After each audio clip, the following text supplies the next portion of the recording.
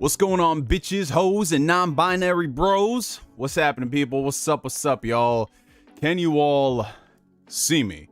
But most importantly, and this is the most important, can you all hear me? Test, test. What's crack-a-lackin', people? What's up, y'all? What's happening, everybody? Happy Saturday, y'all. Happy Saturday. How y'all doing? Oh, okay, I'm seeing the chat. Seeing the chat come through. Hey, that's what's up. That's what's up. What's going on, people? What's up, y'all? Shout outs to the homie Ghost Fixter, bright and early, always one of the first few comments. We got the homie Flame in the chat. We got Ghost Rider. Oh shit, so it's all about the ghost supremacy in this chat. I feel it, man. I feel it, especially with the new Halloween movie this weekend. Yeah, there's gonna be a lot of ghosts because I heard his body count in that movie was ridiculous. She was crazy. Let's see who else we got in here. Reed94, what's good, brother? What's up, what's up? We got Aaron Stallings, Pi Studios. Damn, Neo, why you gotta stream while I'm at work? Well, because you're at work. That's why I'm streaming, Pi Studios. Gotta keep you entertained, my friend. Dimwit Monkey, hola, Dimwit Monkey, ¿cómo estás? How you doing? We got Ryan in the chat. We got Chris. Oh, yo, we already talked about that Batman. That's what I'm ready to get into, y'all. That is what I'm ready to get into tonight. Oh, and then we got the homie Blue Senshi 19 with a $5 super chat. I wasn't even live when he did this, so I appreciate you, brother. The Nintendo Switch Online plus expansion pack is utter garbage. Not worth $50 a year. And how you doing? I just saw Halloween Kills yesterday. It was okay. Well, Blue Senshi, I actually am going to be talking about the Nintendo Switch Online thing as its own separate topic, so I'll save that for later. But I'm doing good, my brother, man. Doing good. Had a really decent week, and I'm very happy to be chopping up with y'all, because that's what it's all about. All of us getting together on this Saturday evening. I don't know what it's like where y'all live, but right now it's starting to rain here in New York, so that's something we're gonna be dealing with. But I don't think it's gonna be that bad. I looked at the app today. It said it was just a light rain, but we'll see though. We'll see, man. We'll see. You know, they say one thing and then we got a whole hurricane on our hands. Let's see. We got the Don Gian in the chat. What's good, brother? Fear no hate. What's poppin', man? What's poppin'? And then we got the homie Flame with a $5 super chat. I can't say Doki Doki when anymore. I thought we would keep that joke going. But anyways, have fun, you wonderful Avengers character. Tips Fedora. Yo, Flame, you just all types of trifling, man. I give you your dream come true. I give you Christmas in October with them Doki Doki streams, and you already starting some. You already, bro. But I appreciate you, brother. Thank you so much. we won't be having that Doki Doki joke going on for much longer, man. We just got one more stream and we done. Shout out to the amazing JD. What's good, brother? What's good? Let's see who else we got in the chat. We got the real Mist 4305. Hey Neo, it's Mist 4305. My phone broke a couple of weeks ago and I lost all my details to the account, so this is my new one. Plus, how are you today? I'm doing good, my man. I'm doing good. How you doing today? Damn. It sucks that your phone broke. What happened? Did you just stop working or you dropped it on something? Water damage? Damn, son, that sucks. We got Harrison in the chat. What's good, Harrison? Alrighty, and I think I'm almost caught up. Oh no, we got Corey Gryffindor in the chat. Sup, lightning waifu lovers. Ah, okay, so at least this man, he found a different way to open up the Ask Neo stream instead of making Mayo jokes. So yeah, touche, Corey Gryffindor, touche. But there ain't no lightning lovers in this chat, bro. No sir, no sir. We got Jimbo in the chat. What's good, Jimbo?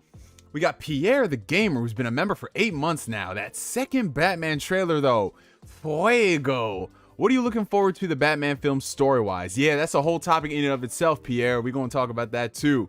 We got I'm the Goat in the chat. Sup, everyone? What'd you eat today? Well, what I have today, man, I had some fish. I had some rice. I had a glass of orange juice. That was all I had for today. Because I was busy in the morning. Then I went to the gym. And then I had just a quick meal before I started the stream. But I'm gonna eat a full proper meal after this. And we got Mexican Zoidberg. What's good, Mexican Zoidberg? The Denim Warrior. And I believe we're all caught up. All right. So we might as well just get this intro out of the way and we can start talking about some fun shit. Welcome, everybody, to another fantastically fabulous episode of Ask Neo. If you don't know by now, Ask Neo is my weekly Q&A series where you guys ask me questions and I answer them to the best of my abilities. Sometimes it works out very well and other times not so well. Now, I don't really have much to pimp and promote outside of just checking the video description, and y'all will find some links of interest, all my social media outlets from my Instagram to my Twitter, in addition to the Patreon, the Discord page, all of that good stuff, you guys. It's going to be down below in the video description. And without further ado, y'all, let's get into this chat and session. Starting off, what should we start off here today? Should we talk about that Nintendo Switch Online? Because that was the first topic that popped up in the chat. And we might as well just get straight into this. I mean, I don't know how many times I can get on here and rant about Nintendo and their fuckery, because the thing about Nintendo is no matter what any of us do, no matter what any of us say, it's not gonna make a damn difference, because Nintendo, they're just in a league of their own. The amount of, I mean, I used to think that people who hyped up iPhones had crazy brand loyalty, but at this point, it's only Nintendo, man. Nintendo fans, it does not matter what they do. Nintendo could come out here and sell cardboard for $100, and people will still find a way to justify it. Still. Oh, wait, they did sell cardboard. Oh, damn. Look at that. Look at that, Neo, you sneaky bastard. But yeah, this Nintendo Switch Online expansion, for those who don't know, I forget exactly when this was announced. I want to say it was a few weeks back. Nintendo revealed that they're going to be bringing N64 games in addition to Sega Genesis games to the Nintendo Switch Online experience, which is essentially, I shit you not, Nintendo having a service where they distribute ROMs. That's the best way to describe you guys. And there's no virtual console. It's literally just this curated list of ROMs that Nintendo puts out when they feel like it, because the way that they're supporting this system versus the virtual console on the other platforms is just, it's so bad, bro. It is so terrible. Like, I remember when they first announced that this is going to be their style and their approach, I was like, okay, it could be interesting, because, you know, back then I was looking at it like Game Pass, how Game Pass has a curated list of games and it's a rotating library. Oh, how foolish I was back in 2018. me giving Nintendo the benefit of the doubt to do something great, Nintendo being up to par, it's never gonna happen. Like, it's never gonna happen. And that's what the Nintendo Switch Online experience is. For the longest time, it was $20 a year, and you get the privilege of playing Nintendo games online. The privilege of playing games online, which was already free beforehand. Now they're charging you for it, in addition to cloud saves. Other than that, you didn't get much out of this experience. The games that they included in the NES library, the Super Nintendo library, I mean, let's just be real about life for a second. Everyone's played these games before, number one. And number two, they're not even putting some of the best games on the service, the heavy hitter titles that people were like, yo, when I think of Super Nintendo, I think of this. When I think of the regular Nintendo, I think of this. No, they're not there. They're not there, bro. And now they're going to do it all again with the N64 collection and Sega Genesis. But now you have to pay more. You got to pay $50 a year as opposed to $20. So for an extra $30 a year, you're not getting better online support. You're not getting better servers for Smash Brothers. You're not getting a more cohesive user experience. You're not getting all these updates. You're not getting anything that you pay the money for. But because they give you ROMs that you don't even own and the ability to play some of them online with your friends, that somehow justifies $50 a year. Damn near the same price you pay for PlayStation Plus and Xbox Live Gold. For $50 a year on Switch, you're not even getting anything on that value. And I know there's going to be someone coming in here talking about, oh, well, you know, you should be paying online for console games in the first place. All right, sure, I agree. But look at what PlayStation and Xbox are offering you compared to Nintendo. Let's just keep it in this little bubble. I don't know why I did a square, but there's a little bubble. So with Nintendo, you're only getting cloud saves and access to ROMs. PlayStation and Xbox, you're getting so many games available on a monthly service. Number one, you're getting better servers than Nintendo. Number two, which right then and there, that's it. That's the end of the discussion. And in the case of Xbox, all the shit that Nintendo is charging you for, Xbox does it for free. So I'm just wondering, like, what the fuck are you getting out of this service? Now, if you're an Animal Crossing fan and you subscribe to the service, you get the latest expansion, the latest update. I mean, that's cool, but let's be real about life for a second. Who the fuck cares? Who the fuck honestly cares? That is something that is gonna appeal to just one specific group of gamers. And I know there's a lot of Animal Crossing fans, and that's cool, but that does not justify the rest of this service being so damn expensive for no reason.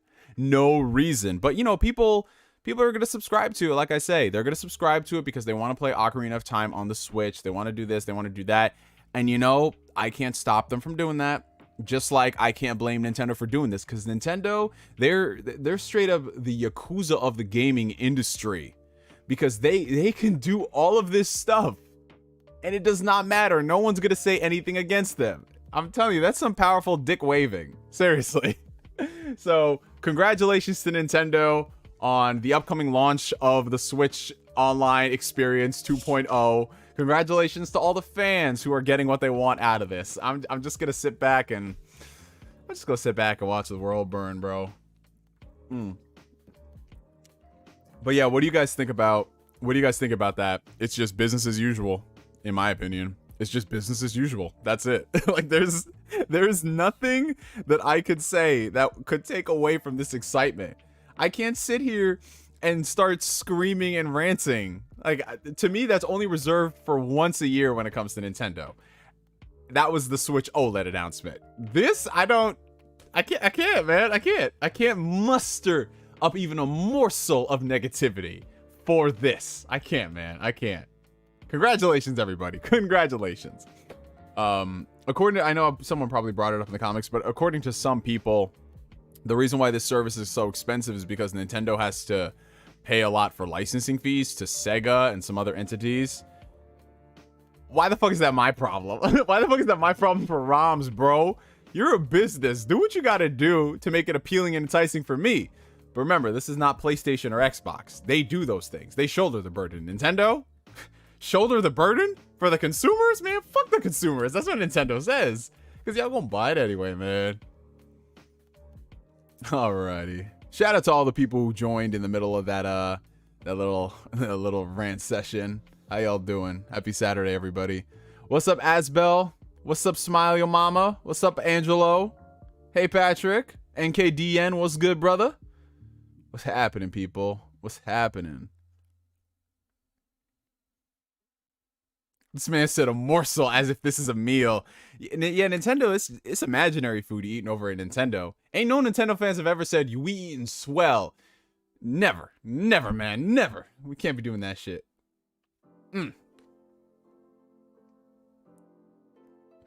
Make sure y'all hit that like button. Oh, appreciate that, Dimwit Monkey. Shout out to everybody who's watching the stream right now. If y'all are enjoying this, hit that like button. It helps out the channel tremendously. Helps send this video out into the ether so we can get a whole bunch of new beautiful people in this little family of ours.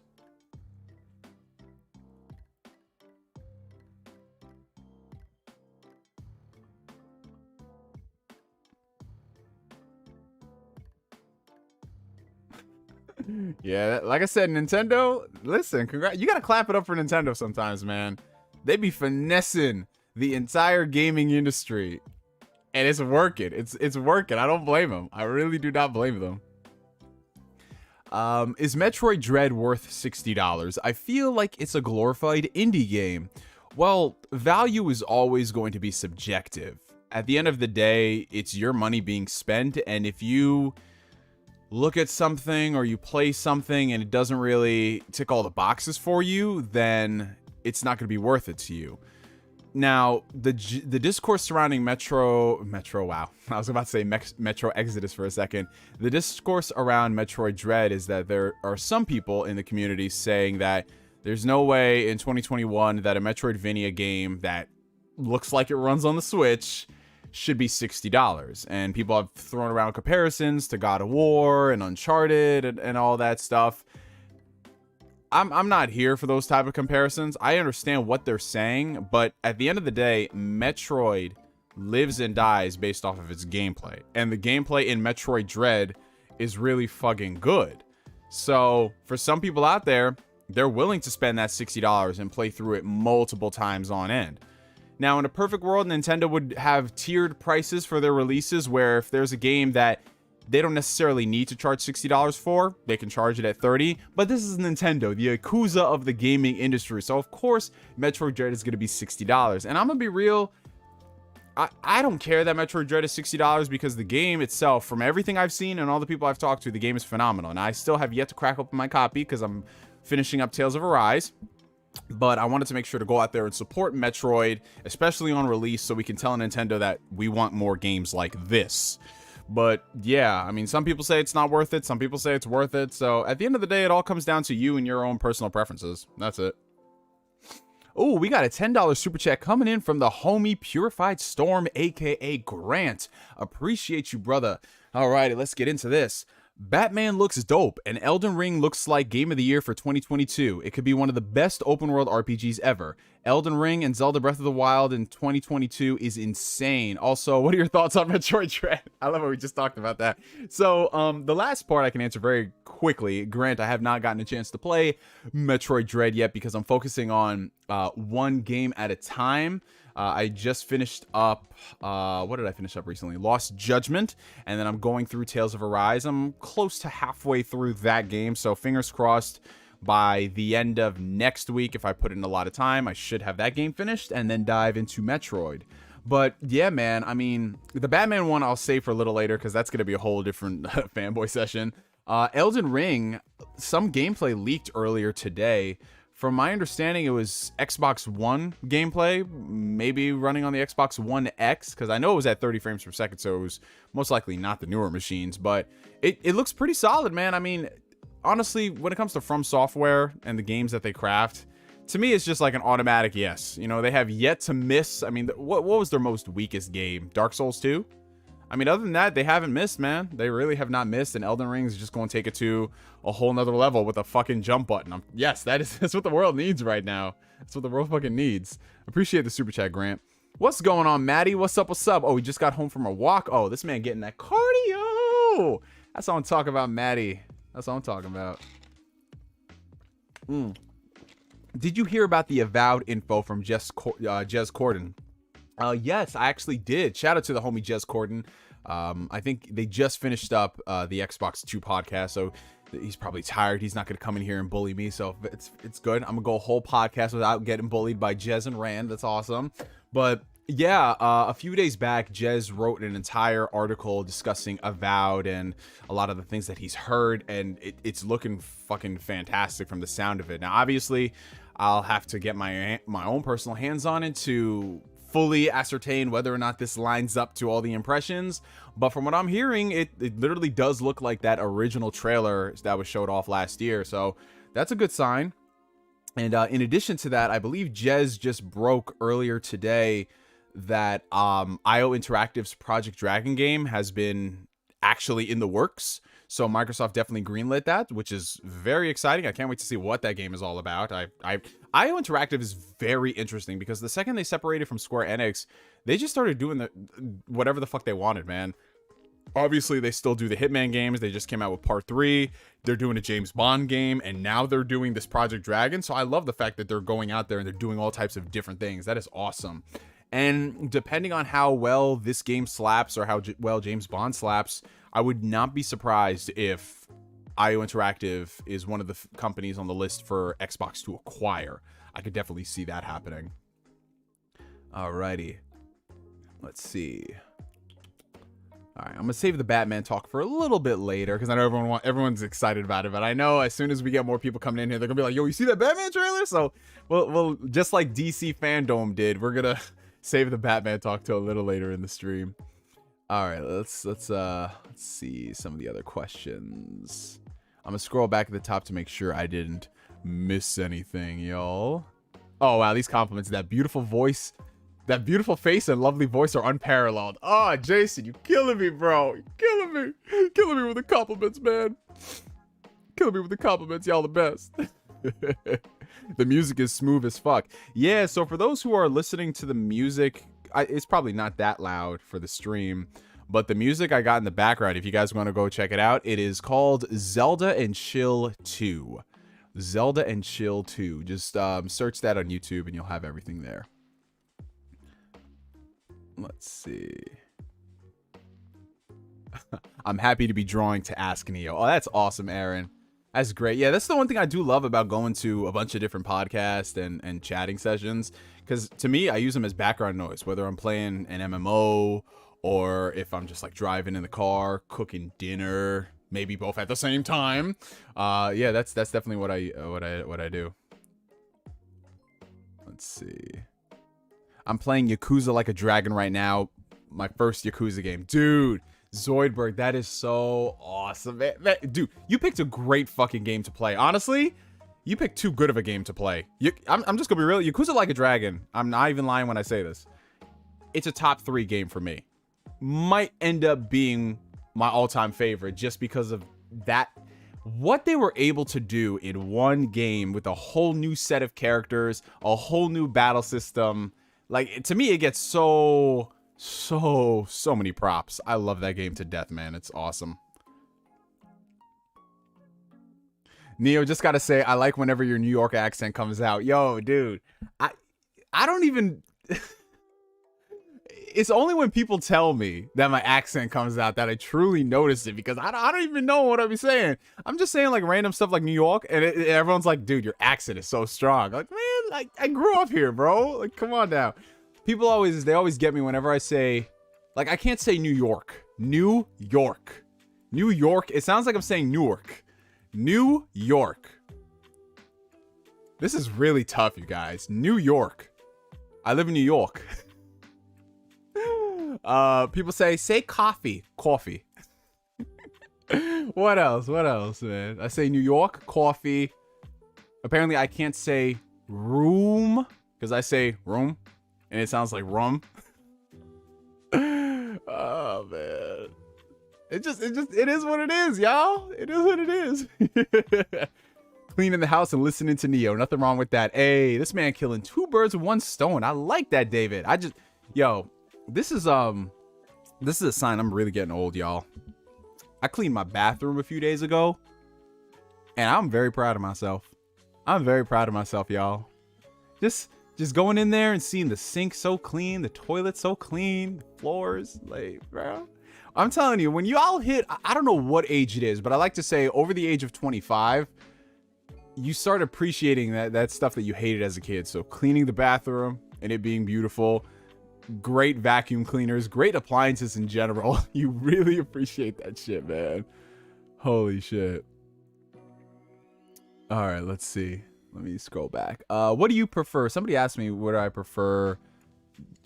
Hold on. Sorry, guys. I'm scrolling back up. Do you prefer Fist of the North Star or JoJo's Bizarre Adventure? I mean, it's kind of hard to compare the two of them. I've definitely read and watched more JoJo than Fist of the North Star. I was about to say Hokuto no Ken. But I mean, they're both really good, man. And the one thing that both of them should have in common sometime in my life is Ryugaku's Toku Studios working on a game for JoJo, because they did one for Fist of the North Star and it's awesome, and now I just need them to do the same with JoJo. That's what the world needs right now, man. I'm telling you, if they can't do a third Judgment game, by all means work on a JoJo game. They have a J in the name. It'll work. It'll work, man. Just come on, give us that shit. It's fancy cardboard, Chris. Fancy cardboard from the finest parts of Japan. Yo, dude, I can't believe that shit. I had grown ass men with beards and shit in the comments section of my video talk about Labo years ago saying, how dare you say this is a stupid idea? I'm telling you, Nintendo dudes is different, bro. They're different. The estrogen levels are too high. Let's see. I've been playing Scarlet Nexus too. It's pretty fun. Yeah, Scarlet Nexus is a good game. Flame.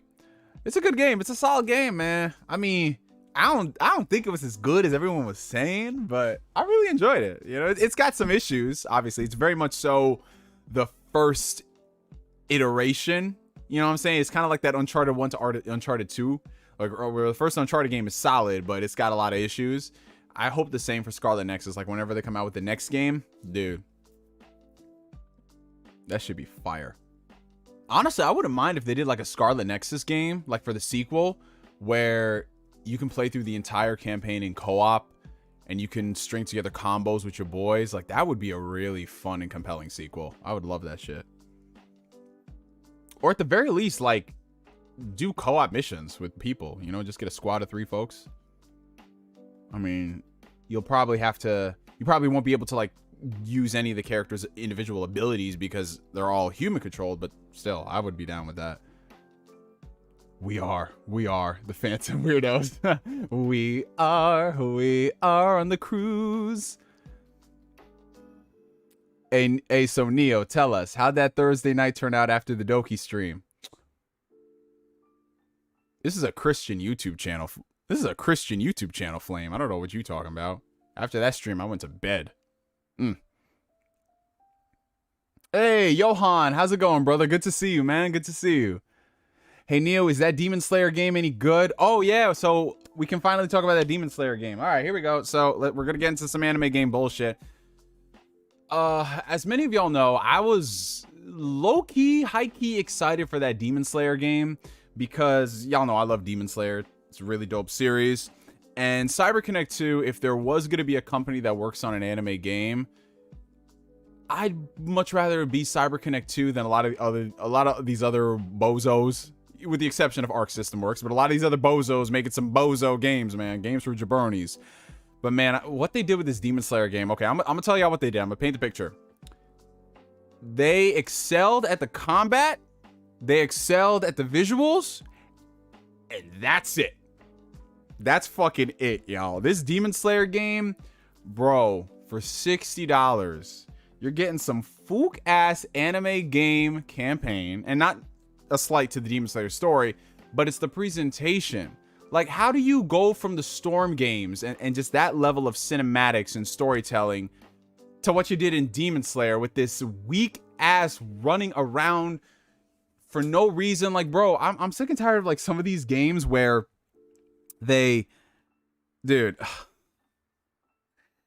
You know how we have this ongoing joke when it comes to Ubisoft games where just because you can make a world bigger, that doesn't mean you need to make the world bigger? That's what they did with this game. Just because you can create a little tiny hub world to run around in, that doesn't add anything to the gameplay experience. I would have much rather this been something you select from the menu like previous Storm games. In fact, that's one thing I don't like about the Storm games. The exploration, the traversal is fucking pointless. Like, what the hell's the point? Like, it doesn't add anything to the open world. The only time the open world ever served an anime game to a good degree was, ironically, those Ubisoft Naruto games, Broken Bond, Rise of a Ninja. Everything else is just like, oh, look at this pretty shit that you can't interact with. Like, that's how a lot of them are. So you have this bullshit ass story mode, right? A lot of the story is broken up into these memory fragments that you have to go and find throughout the world, which is not a big deal because they're very easy to spot. But bro, why are you taking vital elements of the story and understanding for these characters and making them memory shard fragments that you have to find in the world? Like, anybody who has not played, or I'm sorry, anyone who has not watched Demon Slayer or read the manga, or who maybe picked this game up because they're like, oh, it looks kind of cool, they're not going to know what the fuck is going on in this game if they don't find those fragments.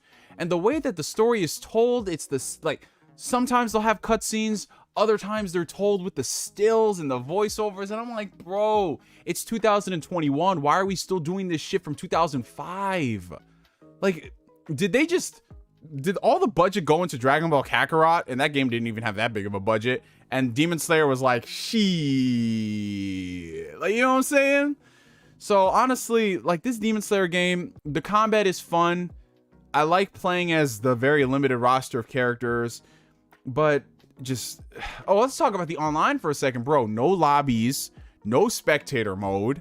Like, they keep talking about some of this shit is coming out in a patch. They were talking about, like, the FPS getting patched. Like, dude, why do you have a native PS5 version and Xbox Series version of this game and it's not running at 60 frames per second? Why do you gotta patch that in?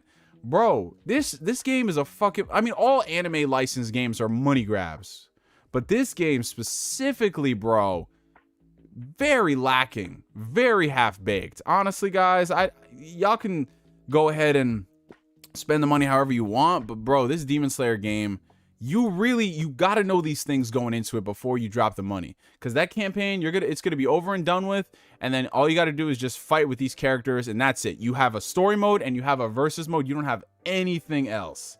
Wait till this shit is like $20, man. Just wait, man.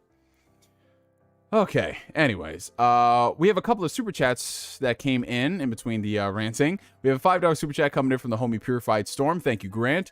You need to check out Platinum End. It's the creator of Death Note's new anime. It's dope. Also, I finally finished Resident Evil 8. Amazing. Yes, Resident Evil 8 is fantastic. And yeah, I've been hearing about that Platinum End thing. I don't know if it was that series or something else that they worked on, but someone was telling me how it starts off really good and it just does not end really good. So, something along those lines. I'm not sure if it was for that series in particular. Anyone who's familiar with their stuff maybe will be able to comment on that. But you know, I've read and watched Death Note. I've read and watched Bakuman. Platinum End might be that series, but again, I'm not so sure about that. Let's see, and then we got a $2 super chat from the homie Flame, trying to get me worked up over that Nexus comment. I'm not doing nothing, sir. I am not doing anything. And then we have a $5 super chat coming in from the homie Don Otaku. Oh my guy. Oh, everybody in the chat, give a huge congratulations to the homie Don Otaku, because him and his wife, I believe, are celebrating their wedding anniversary this weekend. So congratulations to you and the wifey, Don Otaku. And now to your super chat. I'm so pissed. I missed the Doki stream because I broke my phone right before it. I'm on vacation now though, so we all good. Oh, I noticed that shit. Dude, I noticed that you weren't in the stream, and I was thinking, yo, maybe something happened. Maybe this man got lucky or something, but you weren't there and you were sorely missed, bro. But you know what? We do have a final Doki stream happening. It's going to be going down next week, so I don't think you have any other anniversaries to celebrate. But yeah, hopefully you can make it to that one, my friend. And then we got a, let's see, we got, a $5 super chat from Hokage QB Naruto. Yo, my man pulling out the 2006 YouTube usernames. That's right up there with Qmon2, my guy. Thanks for the X900H recommendation. Oh, there you go, my friend. Yeah, the X900H, man, it's a solid TV, especially now that it's coming down in price. Now, if you're going to be spending a lot of money on a TV, I do recommend getting the LG CX or the LG C1. But if you want a great all-around TV, it's not OLED, I know, the X900H is good, and it's finally getting the variable refresh rate update. You can download it from the Sony's website and, you know, put it on a flash drive and put it into the TV, or you can just wait for them to send it over the air. I think that's happening in like a few weeks. But yeah, I'll always do my best to try to help people out with some recommendations. $4.99 coming in from the homie Munch. Did you see that FIFA is targeting EA plans on monopolizing football games? We might actually see some effort for once. Yo, that's what I saw earlier this week, man. So for those who do not know, every couple of years, to my knowledge, EA has to renegotiate the FIFA licenses for the video games, you know, because they didn't create FIFA. So they have to pay a certain amount to the company. And now FIFA is just like, nah, fam, you gotta cut us off some more cheddar. Because, you know, EA is making so much money off of FIFA. I would not be surprised if EA and FIFA alone, well, now they have Apex, but I wouldn't be surprised if FIFA is just holding that company up. Like literally, it's carrying the fucking company on their backs, because the amount of money they make off of that, and oh my god, it's insane. All of Europe alone is holding up the EA company. But yeah, so there's like this dispute going on with FIFA and EA over the rights and a whole bunch of other crazy shit that's happening. And I mean, I mean, there is no good guy in this situation. It's honestly the lesser of two evils, because, you know, EA's done some terrible shit in the gaming industry, but at the same time, FIFA as a entity is not soulless, or should I say, they're not a saint. I'll just say that much. But yeah, I mean, if this whole situation prompts EA to do less egregious stuff with their games and, you know, actually make games with value instead of crafting games around this whole experience of you paying more than the $60, $70 asking price, then sure. But as a person who does not play any type of sports games for that exact reason, I don't know if this will really change too much, because like I said, these companies they don't even, dude, they could release these games for free and still make a metric crap ton of money, but they don't, because they want to add perceived value behind it, even though it's sports games depreciate like no tomorrow. Alrighty, shout out to everybody who's come through to the chat. I see a bunch of people. What's up, Rivet88? Oh, we got the homie GC Plugs, Bobby, my guy. Wagwan, how you doing? Let's see, we got Camille in the chat. We got Jaziel Hernandez. We got Anna Free Penny Hernand. We got Julian Harris. What's going on? We got Inside Light Darkness. This man sounded like that's a Kingdom Hearts character right there. It's Inside Light Darkness. Oh, we got my homie J World. What's going on, brother? What's up? What's up? What's up? What's up? All right. Hey, we got Luis Mayorga. What's going on, brother? What's up? And then Reed is back. What's good, Reed? Wagwan. Oh, man. Dude, EA makes... The amount of money that they make is so... EA could run the government. That's all I can say. They could run the government with the amount of money that they making. Is this the stream where you finally react to some of your old videos? Nah, I think that's going to be a whole separate stream in and of itself. I think that's what we're going to do. We're going to make it like a celebratory stream. Ooh, probably in November for my channel anniversary. We can go back and watch some old videos. God, I got to get so drunk for that. Oh, we got a $5 super chat coming in from the homie Donde Abimbola. What's up, brother? After finishing Metroid Dread, I've been diving into the other Metroid games. Has there ever been a game that got you into playing their past games? Ooh, great question. And I want everybody in the chat to answer this. Have you guys played just a random entry in a random series? It could have been the newest entry in a series, and it prompted you to go back and play older games.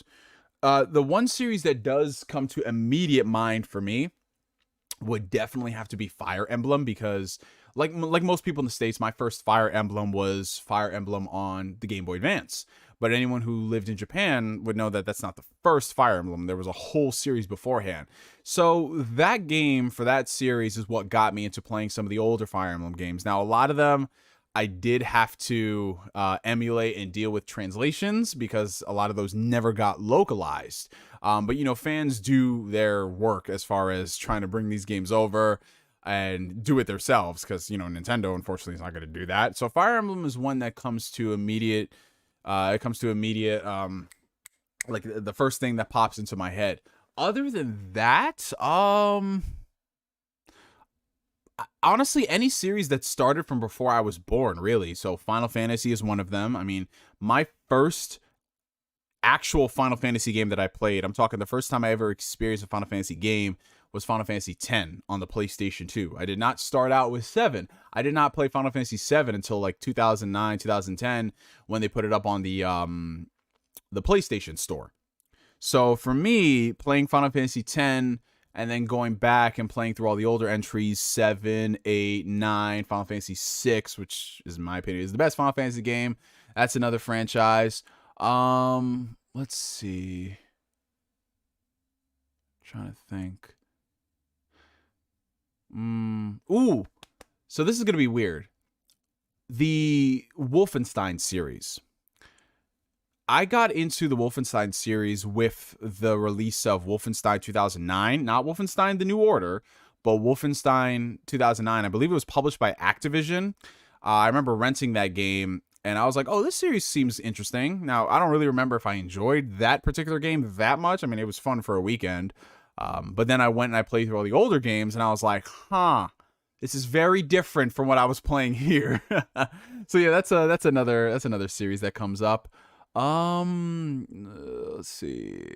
Tales, obviously. You know, I started out playing Symphonia on the GameCube, and from there, you know, I played older entries. Not as much as I need to. Like, there's still some Tales games that obviously that haven't been localized that I need to play, but I'm just, the older I get, the less I play with like fan translated games. You know what I'm saying? Sometimes I just want the games right then and there. Because I know a lot of the old heads in the chat will know the struggles of playing some JRPGs, and then you have like a translation. I forgot what game it was. No, I do remember. It was Kingdom Hearts 2 Final Mix. I remember because I had borrowed the Japanese version of the game when it came out, because my friend, he was a big Kingdom Hearts fan at the time. He imported it, and he let me hold on to it. He let me hold on to his Swap Magic disc, I believe that's what it was called, and I think he gave me his PS2 as well. Either way, I was playing Kingdom Hearts 2 Final Mix, and I remember he told me to go to this website and print out this guide, and it was a shit ton of pages that was essentially a translation for all the stuff in Kingdom Hearts 2 Final Mix. And it was very confusing to read because how do you translate a game as you're playing it? You know what I'm saying? So it was one of those situations where I'm like, all right, what does this mean in this bubble? Because if the stuff that came from the older like Kingdom Hearts 2 base game, I could finagle my way through. I can understand that. But it's when you got to the new content, that's where I was like, okay, what am I doing here? So that's when the translation really paid off.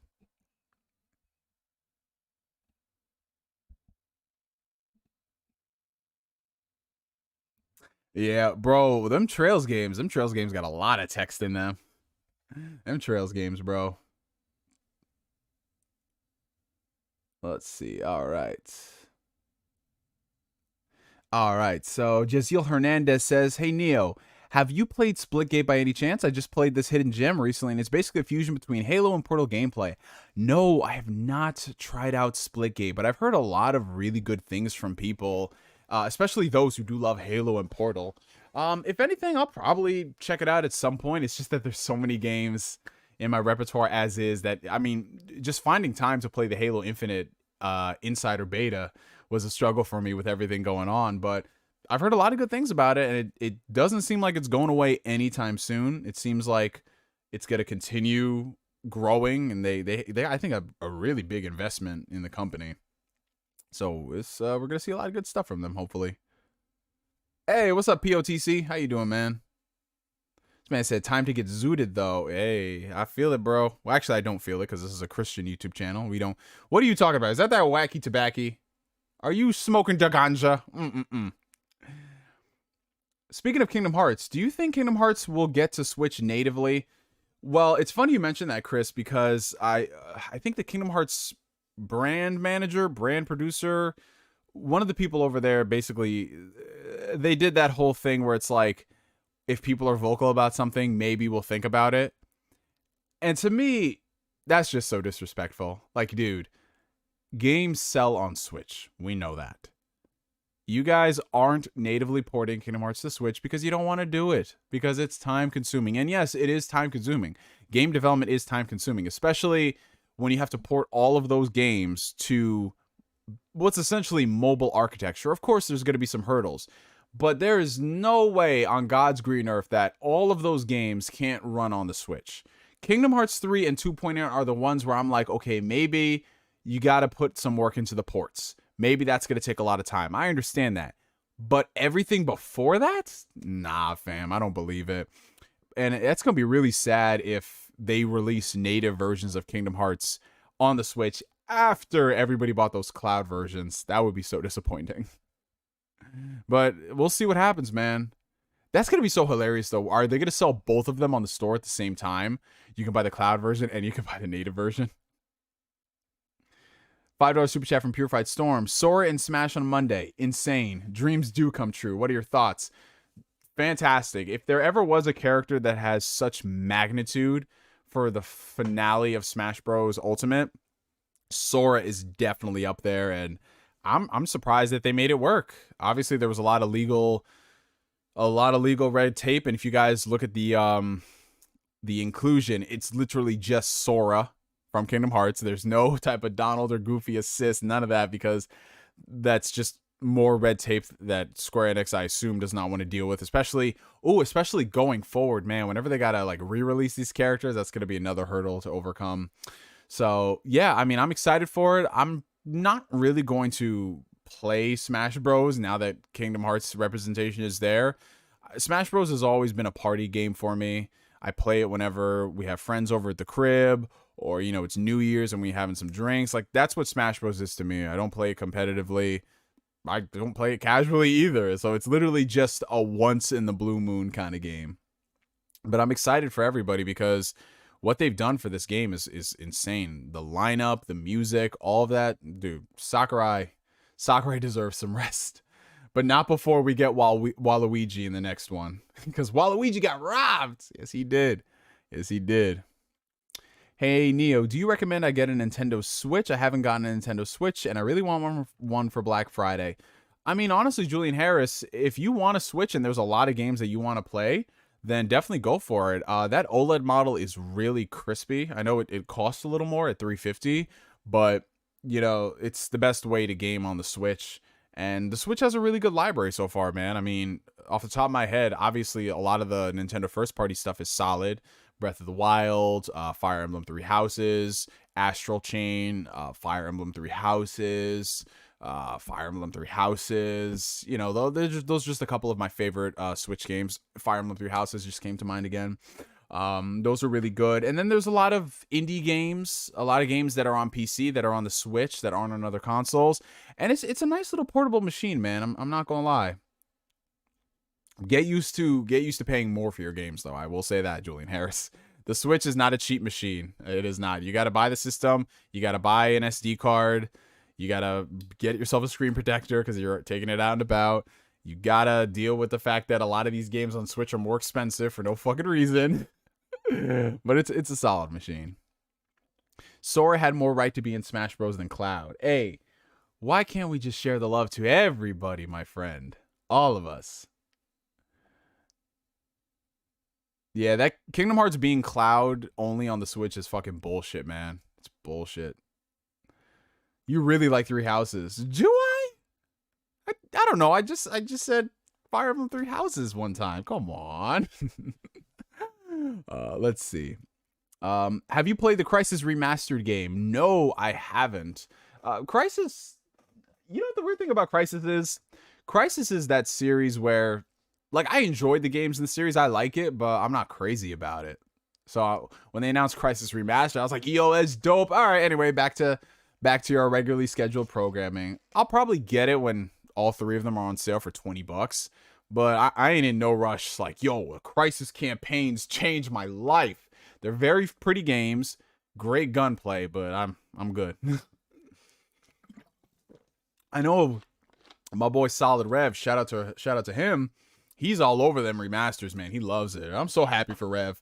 Rev is such an interesting gamer because he wasn't like us. You know, he didn't grow up playing games like that. He only got into gaming, I want to say, like 10, 12, 13, 14-ish years ago. And, you know, he was always playing the dude bro stuff. And then he just played The Witcher 3, and it ended up being one of his favorite fucking games. Look at that. CD Projekt Gods. Back when they were CD Projekt Gods.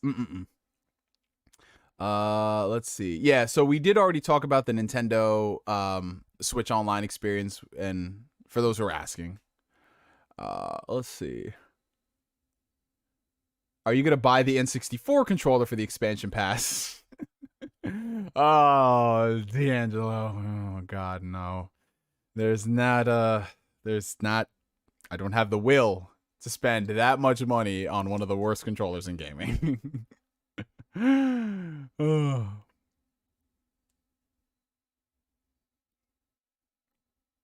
Have you played the Quake remaster? It's really good. No, but it is on my list. It is on my list, y'all. It is on my list. 76 people watching and only 47 likes. Nani? Hit that like button. Nani, the fuck? Appreciate you, Bobby. If y'all are enjoying the stream, make sure you hit that like button. It helps out the channel tremendously. Appreciate y'all. We just hit 50 likes. Y'all the best. Yo, Solid Rev is a goat, man. There's no YouTube channel on here like his, and I love it. That HD Rumble, though, you can milk a cow with the HD Rumble and feel it. You can feel it. You can feel the ice cubes in a cup of water with HD Rumble, man. You can feel what it's like to stick the Joy-Con up your ass and it vibrates. That's HD Rumble, y'all. They really sold people on HD haptics. Bro, stop it.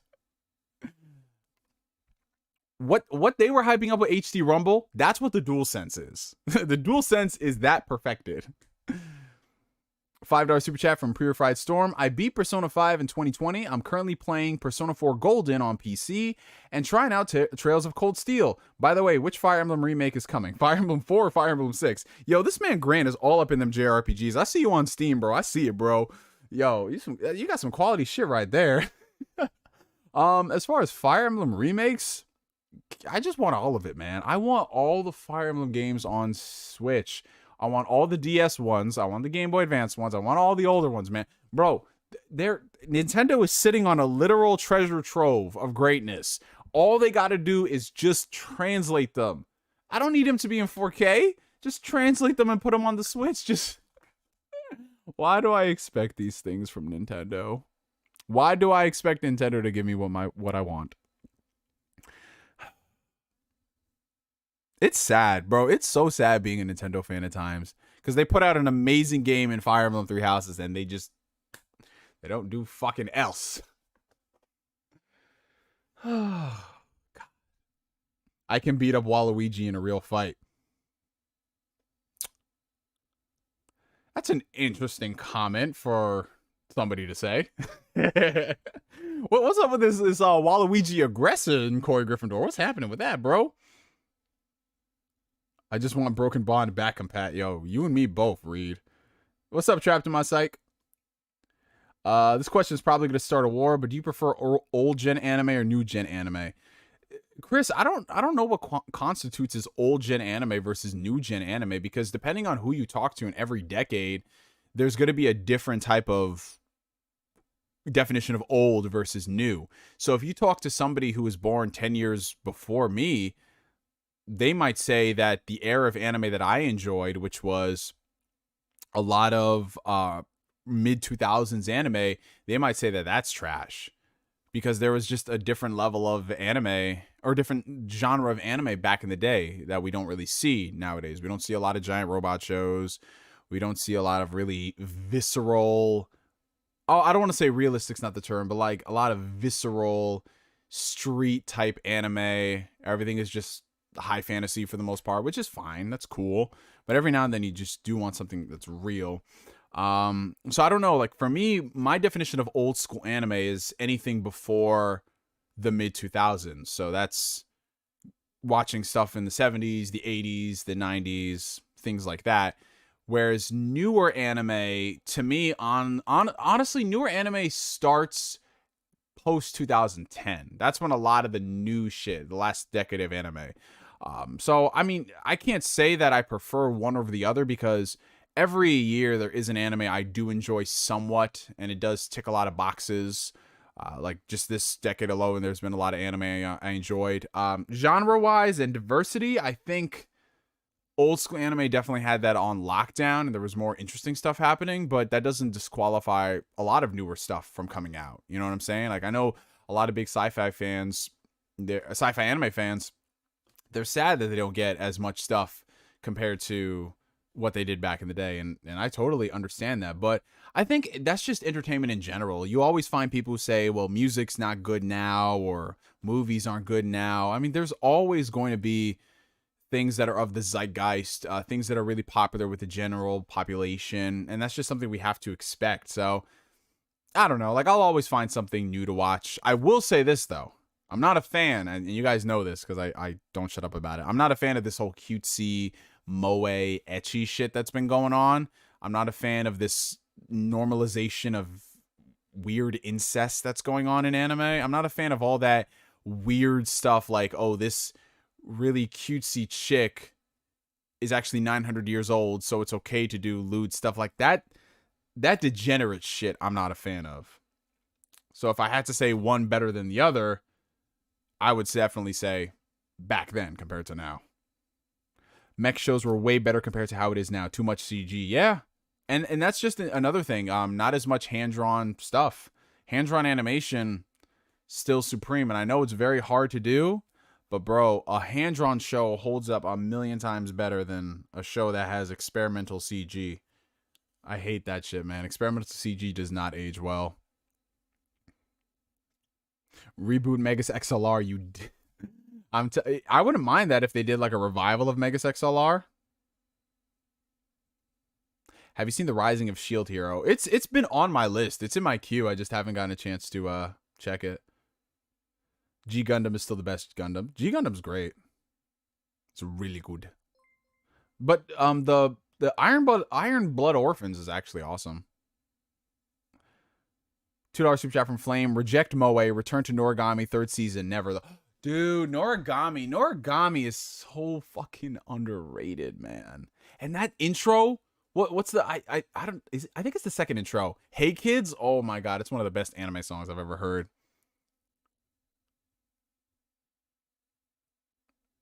So a lot of people are asking about Squid Game. Yes, yes, yes. So we'll talk about Squid Game.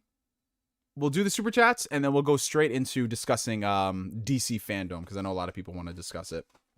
Okay, so Squid Game. Yes, I have been watching Squid Game. I actually finished up Squid Game a couple of days ago. I watched all 9 episodes, and I really friggin' enjoyed it, man. Is it this crazy, never been done before show like some people are saying it is? No, it's not. If you grew up watching any type of Asian cinema, whether it's battle royale or, I mean, the list goes on and on. This type of story has been done before. Any gamers, you know, Danganronpa, there you go. But honestly, I don't care that this is a story that's been done before, since every story has been done before. It's just the characters that you relate to, and that's what matters in the story. You can have this be the backdrop, this killing game of sorts, but when you add in really relatable characters and you make that a commentary on humanity, and you make it a commentary on the greed of capitalism and all those things, that's when a show can really shine. And that's what Squid Game did. It excelled at that. I'm not going to get into spoilers because I know a lot of people are still watching the show or haven't started the show yet, but I really did enjoy the show up until the very end. The ending for some people is very controversial, makes it sound like it's bad, but it's very split down the middle. Some people love the ending for what they did. A lot of people don't, and I can't really get into it, like I said, because of spoilers, but I had no problems with the ending as is, because I mean, I'm trying to tiptoe around without getting into spoilers, but you know, that's just an aspect of life. People do shit like that. And there's a meaning to why events played out in that way, and it's not that surprising. So, yeah, I really enjoyed Squid Game. Okay, so now we got a couple of super chats coming in. Appreciate you guys. $5 super chat from the homie Don Otaku. Damn, bro, couldn't even enjoy the jacuzzi because we out in West Texas and the tub was infested by scorpions. We ran our asses back inside. Oh, no. Bro, I didn't even know that, like, you know what the weirdest thing is? I remember, like, when I first went to Texas, it was, like, 2014. It was my first time ever out there. And my homeboy, my best friend, shout out to Dante86, a.k.a. Tundex. I was asking him, I was like, yo, so, do you guys have, like, beaches and shit in Texas? He's like, yeah, we have beaches. I said, where? And he said, oh, you got to go to just, like, this spot here, that spot there. I was like, damn, bro, this is crazy. Because I legit, you know, in my mind, I was like, yo, Texas is dry as fuck, bro. The fact that you saying that you got scorpions in the jacuzzi, nah, chief, like that's a different level of different. When you guys got them y'all got them scorpions, you got fucking crazy shit there. And in Florida, you have alligators pulling up to the Chick-fil-A. Like, New York ain't perfect. It is not perfect, and sometimes it gets too cold. But man, we ain't got any of that crazy shit. Oh my god. This man said he saw a tarantula walk into his house. I was like, Jesus Christ. $5 super chat from Purified Storm. How was the Halo Infinite beta? Also, where the F is a new F-Zero, Star Fox, 3D Yoshi, 3D Donkey Kong, 3D Earthbound, Xenoblade 3, Metroid Prime 4, etc. games? Well, to answer all of those questions, Nintendo. Nintendo, they ain't gonna give us what we want. They're gonna give you what they want. That's what it is, man. So your guess is as good as mine. Metroid Prime 4 is still in development since, you know, it got rebooted in 2019 with who are the developers? Retro Studios. I don't know why I slipped my name. And this will be the first time Retro actually works on a game since 2014, which that gap from 2014 to 2019, what the fuck was Retro doing this whole time?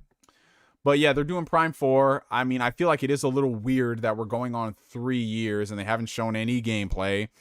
And now that Metroid Dread is out, that's the Metroid game we're focusing on. So hopefully, fingers crossed, sooner rather than later, we hear an update on it. I don't know if it's a 2022 game. It could be a 2024 game on the Switch 2 or something like that. Xenoblade 3, I think, is happening. Monolith Soft has been ramping up in production to help on the new Zelda and also Xenoblade in general, because that's their baby, that's their franchise. And my thoughts on the Halo Infinite flight, Dude, it was really dope. It did take a while to adjust back to Halo after playing so many modern FPS games. I'm not gonna lie, I was very much so trying to play Halo with the mindset of, all right, Call of Duty, twitchy shooter, do your damage, yada yada yada. But then I had to remember that Halo is a completely different game. Halo and the time to kill and the firefights that you can get into with one person, that is what I think is really missing in gaming. I know a lot of people have never played Halo. They look at the time to kill in Halo being so large, and it's like, wait, what the fuck is going on? Like, I shoot this guy so much and it doesn't do any damage. Well, that's kind of the point, you know what I'm saying? It gives everybody a chance to survive rather than of Call of Duty. So Halo is not for everybody, but I thoroughly enjoyed what I played. The best way I could describe it is, if Halo 3 came out in 2021, that is what the game would be. They've modernized it while at the same time retaining the Halo DNA. They've added in a couple of new things into Halo. They've brought back some old things into Halo. They've mixed and mashed some stuff. And it works very well. It's very, very fun. And Big Team Battle is just so much chaotic fuckery that dude, I can't wait, man. They have done such a good job at laying the groundwork for the future of Halo. And they nailed the gameplay. The campaign is still up in the air. For all we know, that campaign could be garbanzo beans. But we know that the multiplayer, as of now, plays really friggin' good. What about you guys? What did you guys think of the Halo Infinite beta? $5 super chat coming in from the homie Tunde Abimbola. These anime studios need to learn from Ufotable. They do great hand-drawn animation and hide the CG well. Yeah, dude. But you know what the sad thing is, Tunde, and I know you probably know it. The anime industry in Japan never has a moment to slow down, a moment to just refocus and think, how do we do things better or more interesting? They are working on such a tight time crunch, and it's honestly really sad. That's why we see a lot of anime with questionable animation, really awkward character designs and all that stuff, because they're being rushed. There's so much crunch happening. And Ufotable, I mean, to their credit, they don't really work on too many series at the same time. I mean, not like Mappa. Mappa got to slow the fuck down. They got to go back to doing like 2 anime a year, because this is getting ridiculous. Yeah, I think honestly, the anime industry needs a really big overhaul. They need to just, first off, pay their workers better. They got to stop outsourcing stuff. They got to give these people legitimate job positions and not just contract work. And they just have to, like, listen, if we don't have as many anime this season, that's fine. Let's focus on the life of these workers who are killing themselves for our entertainment. And that's the sad thing. That's the ethical question. What do you do? Like, when a studio house like Mappa is over here overworking their staff to death to give us stuff like Attack on Titan or Jujutsu Kaisen, or insert any other anime studio here with a really popular entity. Like, if they were just to slow the fuck down, and we might not get a lot of anime, but I think the quality will speak for itself. Because it's so sad when it's like you're watching an anime and you're like, dude, this looks so terrible. Let's wait for the Blu-ray release for them to clean it up. Like, that's just... Could you imagine that? Could you imagine that over here? Like, you watch a movie and it's like, yo, that movie looked terrible in theaters. Just wait for the Blu-ray release. They'll fix some things. Like, that... No, okay, I can't do that shit, bruh. Alrighty, we got a $4.99 super chat coming in from the homie J World. What anime do you put on your background? What anime do you put on for background noise when you're... Oh boy.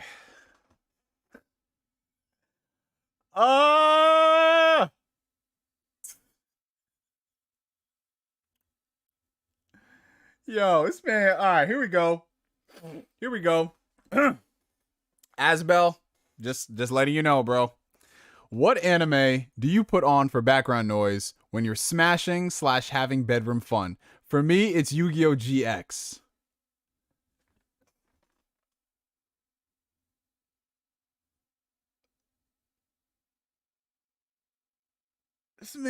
This man clapping cheeks to get your game on. Oh my god. Oh my god. This man is clapping cheeks. Yo, this man J World is up in that bitch. Jaden says, I'm gonna throw down a face down. He's like, I'm gonna throw this dick down. What? Oh my god. And y'all thought that I was wild. Wait, which one? Are you, is it the dub or the sub? Is it the dub or the sub? What is, I need answers. I need fucking answers. It's gotta, bro, I just, oh my god. This whole stream is derailed. Now I'm just imagining. Oh god. Oh god, that's a new level of different. The dub? Bro. Oh no. J-World, you different, bro. J-World, I've known this man since like 2008. I have never. This is a new level of our friendship, bro. Jesus Christ.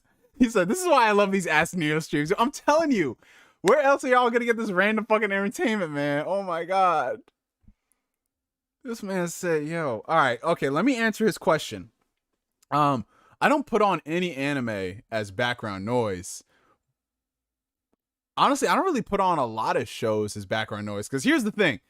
This is gonna sound so weird, you guys. Corey, calm down. This is gonna sound so fucking weird. I don't. All right, unless it's absolutely like a necessity, I don't really be putting background noise on when I be smashing chicks. You know what I'm saying? Maybe I'll put on some music because I'm always paranoid that, you know, when I'm smashing a chick and everything, and I got like TV going in the background, I'm worried about busting a nut at a really pivotal moment, and then that moment is now associated with me busting a nut. Like, could you just imagine, dude?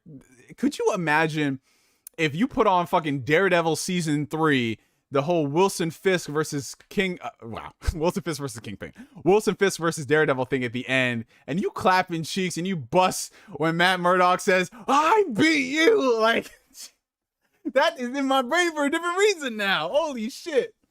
This man says I do it to Peppa Pig. You wild. That is terrible. Leave Peppa Pig out of this. What is this stream? I'm telling you, it gets wild. All right. He said you got to play the hentai dub when you're smashing. It makes it less weird.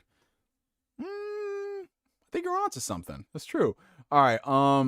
I will tell you this. I will tell you something I did have in the background on. One thing I did have in the background. I might have told this story before, but I remember I was clapping cheeks, and we had the new Jungle Book movie on in the background. And dude, that was the weirdest nut of my life, because it was during the scene where I remember, yo, this is how you know sometimes niggas ain't shit. We put the movie on to watch it. 5 minutes later, we smashing. It was during the scene where what's his name? Shere Khan came in, and it was like really foreboding the beginning of the movie. And then, bro, I'll never forget this shit. Like, I was smashing the chick, and literally he came in, and then I remember, like, I just looked up and I saw this tiger, and he had this really this fucking look on his face, and I was like, I feel dirty now. That's Idris Elba. Shit was mad. Why'd you do this, J-World? Why'd you fucking do this? This stream. This fucking stream.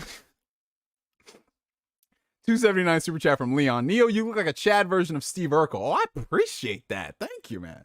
I will take that compliment. I know I'm definitely gonna scar some people. This man said the ka-chow moment.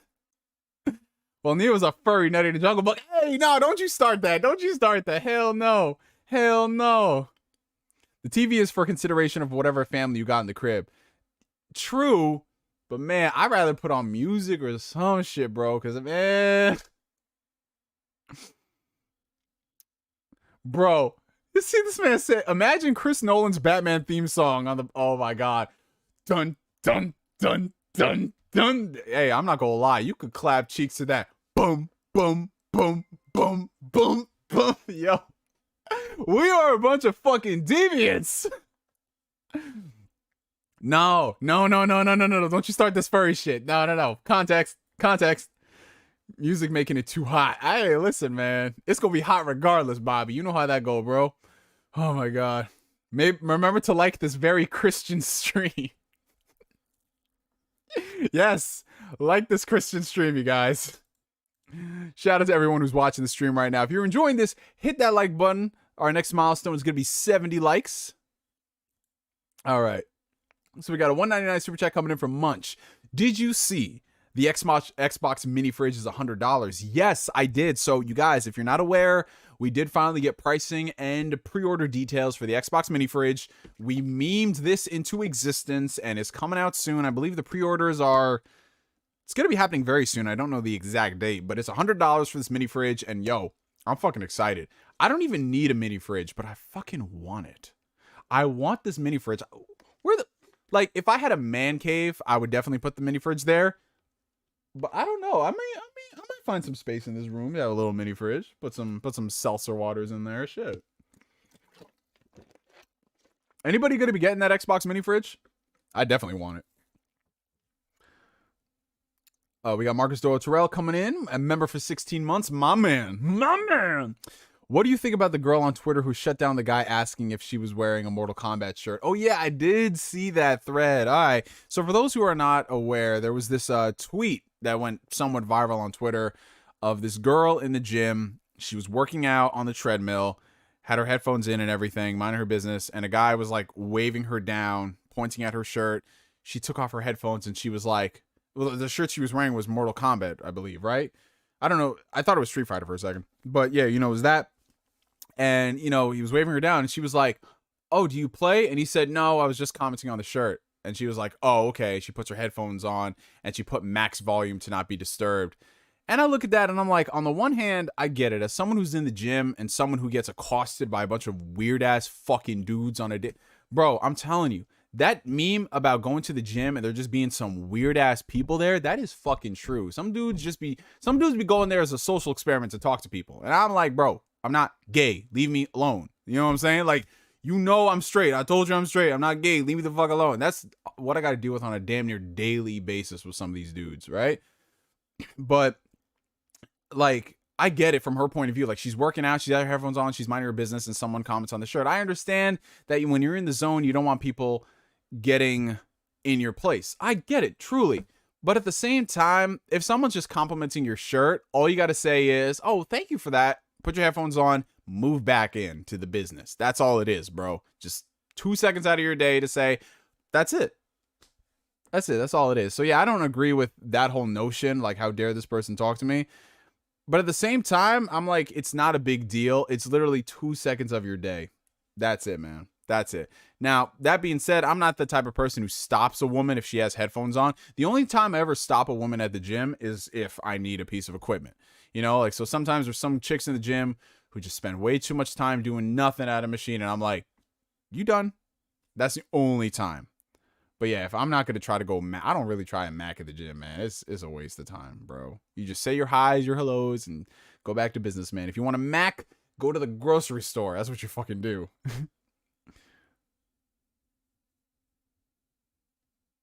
It was a Street Fighter shirt? Okay, I had a feeling it was a Street Fighter shirt, Narukami.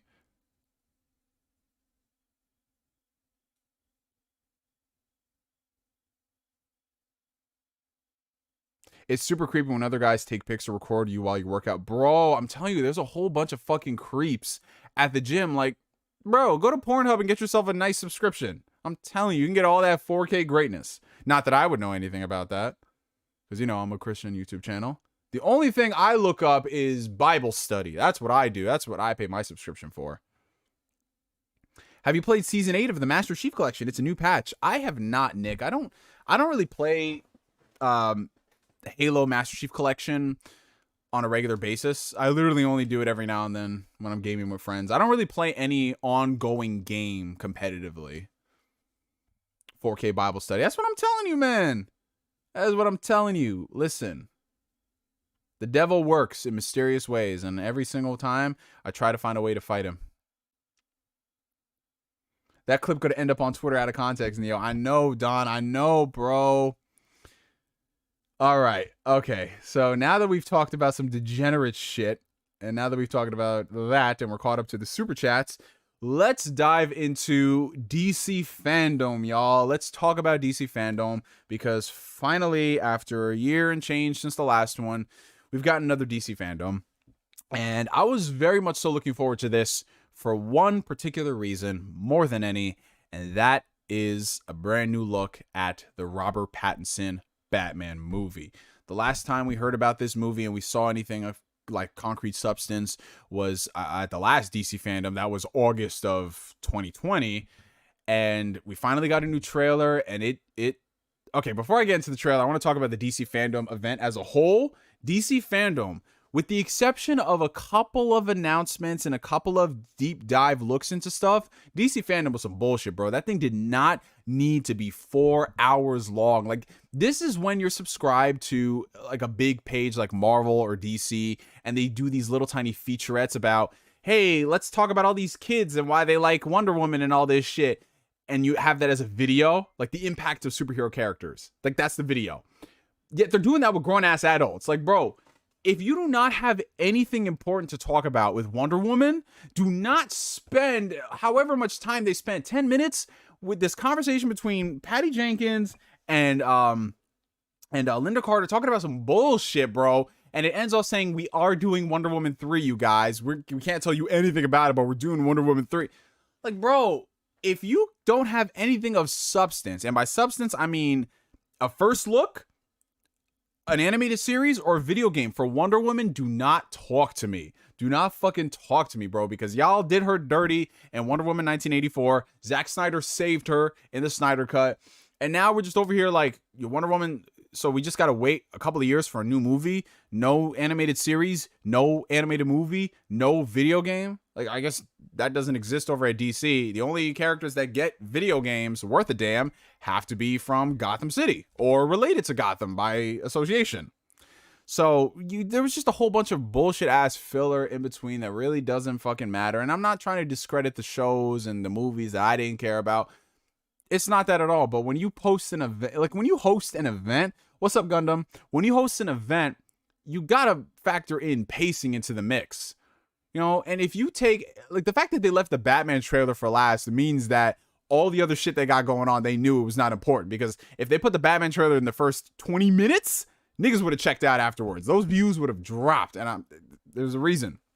But if we're talking about the things that I personally enjoyed, I did like seeing more of Suicide Squad Kill the Justice League and Gotham Knights. But there was no gameplay for either of them. Now, Gotham Knights, we already saw gameplay last year, so we know exactly what the game, how it's going to play. I would have liked to see more about it, because I assumed that this was probably going to be like a Q2 sort of game. They probably would have done like a deep dive or something.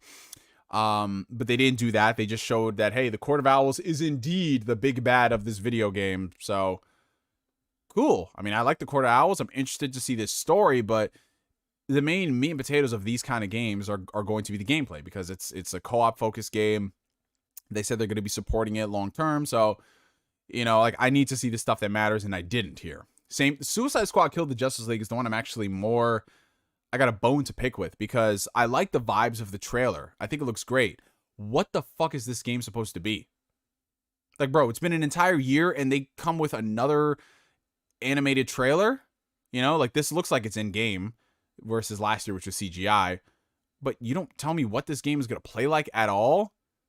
Like, what the fuck is the point, man? Like, what the fuck is the point? And they both still say 2022. I wouldn't be surprised if one of them got delayed. I would not be surprised, man. But yeah, Suicide Squad Kill the Justice League and Gotham Knights look cool, but there's no gameplay for one of them that needs gameplay, and the other one, I wanted to see updated gameplay. So for me, it's like, it's whatever. Now moving into like the DC multiverse of things, they got a lot of stuff happening. Doom Patrol is getting a season 4. That's awesome. I do enjoy Doom Patrol. I think it's a good show. In addition to that, there's like just a whole bunch of other stuff happening with DC TV shows I don't really give a fuck about, because most of them aren't that good. But moving into the realm of movie stuff, this is where things get, I guess, interesting for the general population. We got looks at the new Aquaman movie, which looks pretty decent. If they have a better script than last time, I'll be intrigued. Still haven't made up my mind if I want to go support a movie with Amber Heard in it, but we shall see. We shall see. In addition, we got our first official look at The Flash, even though it wasn't more than a little sizzle reel.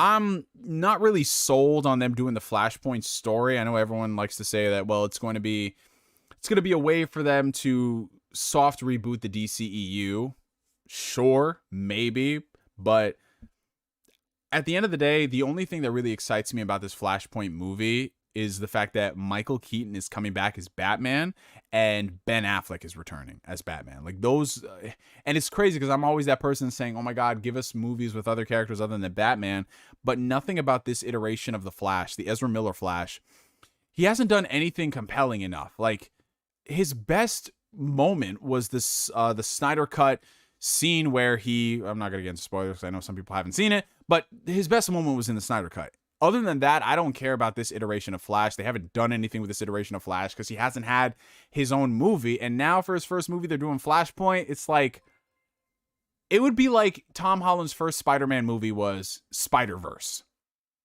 Can we get to know this character first? They're going to try to tie this in and make it relatable because the Flashpoint story is very relatable. But I don't know. Like DC's just doing a lot of shit that's kind of unearned, but they know fans are going to like it because of the fan service. So like me, for example, I'm seeing the Flash movie because I want to see Michael Keaton and I want to see Ben Affleck Batman. I don't give a fuck about the Flash and the shit he's got going on. So let's see what else we got on there. Black Adam. I'm going to be real. The Rock is not a great actor. So I'm just going to be laughing watching this movie because it's like, I think I would buy Dave Bautista's range more than The Rock's range as an actor. The Rock just plays himself in every damn movie. And this Black Adam is just going to be Rock frowning. Literally, that's what it's going to be. Rock frowning and sounding not interrogating. What's the term I'm looking for, guys? Intimidating. You know what I'm saying? Let's see, what else do they have there? Shazam 2. I love Shazam. I love how Shazam has got a lot of heart. I know a lot of people don't like it because it's cheesy, but you know, it's the right kind of cheese. It's got a lot of heart attached to it. And honestly, it's the most inoffensive of the DC movies. So, you know, you'll come out of Shazam being like, all right, well, that was a decent time. It didn't piss me off like some of the other ones did. So yeah, I'm excited for the sequel for that one. And yeah, other than that, I mean, the only one that really got me through the roof excited, like, oh my fucking God, was the Batman. And I was already a very big stan of this Batman movie, this solo Batman movie, even back when Ben Affleck was supposed to direct it and write it. Now, obviously, this is a different incarnation. It's not going to be the same movie because it's going to be completely different. This one is set in its own little pocket universe as opposed to the Ben Affleck one, which was going to be a prequel, and it was going to involve like Batman in Arkham Asylum fighting all these different villains and a bunch of crazy stuff that I would have loved to see that iteration. But obviously, Ben Affleck had a lot of issues and he stepped down from the production. But this new take on Batman, I've been excited from it from the get-go. Matt Reeves is a fantastic director. I love his approach and how he can, just the emotion that he puts in his movies. Like, if you can make a movie involving apes that barely speak, if you can make that work and you can make that relatable and real and emotional, and by the end of this saga have me on the verge of tears, you're telling me that man is working on Batman? Holy fuck.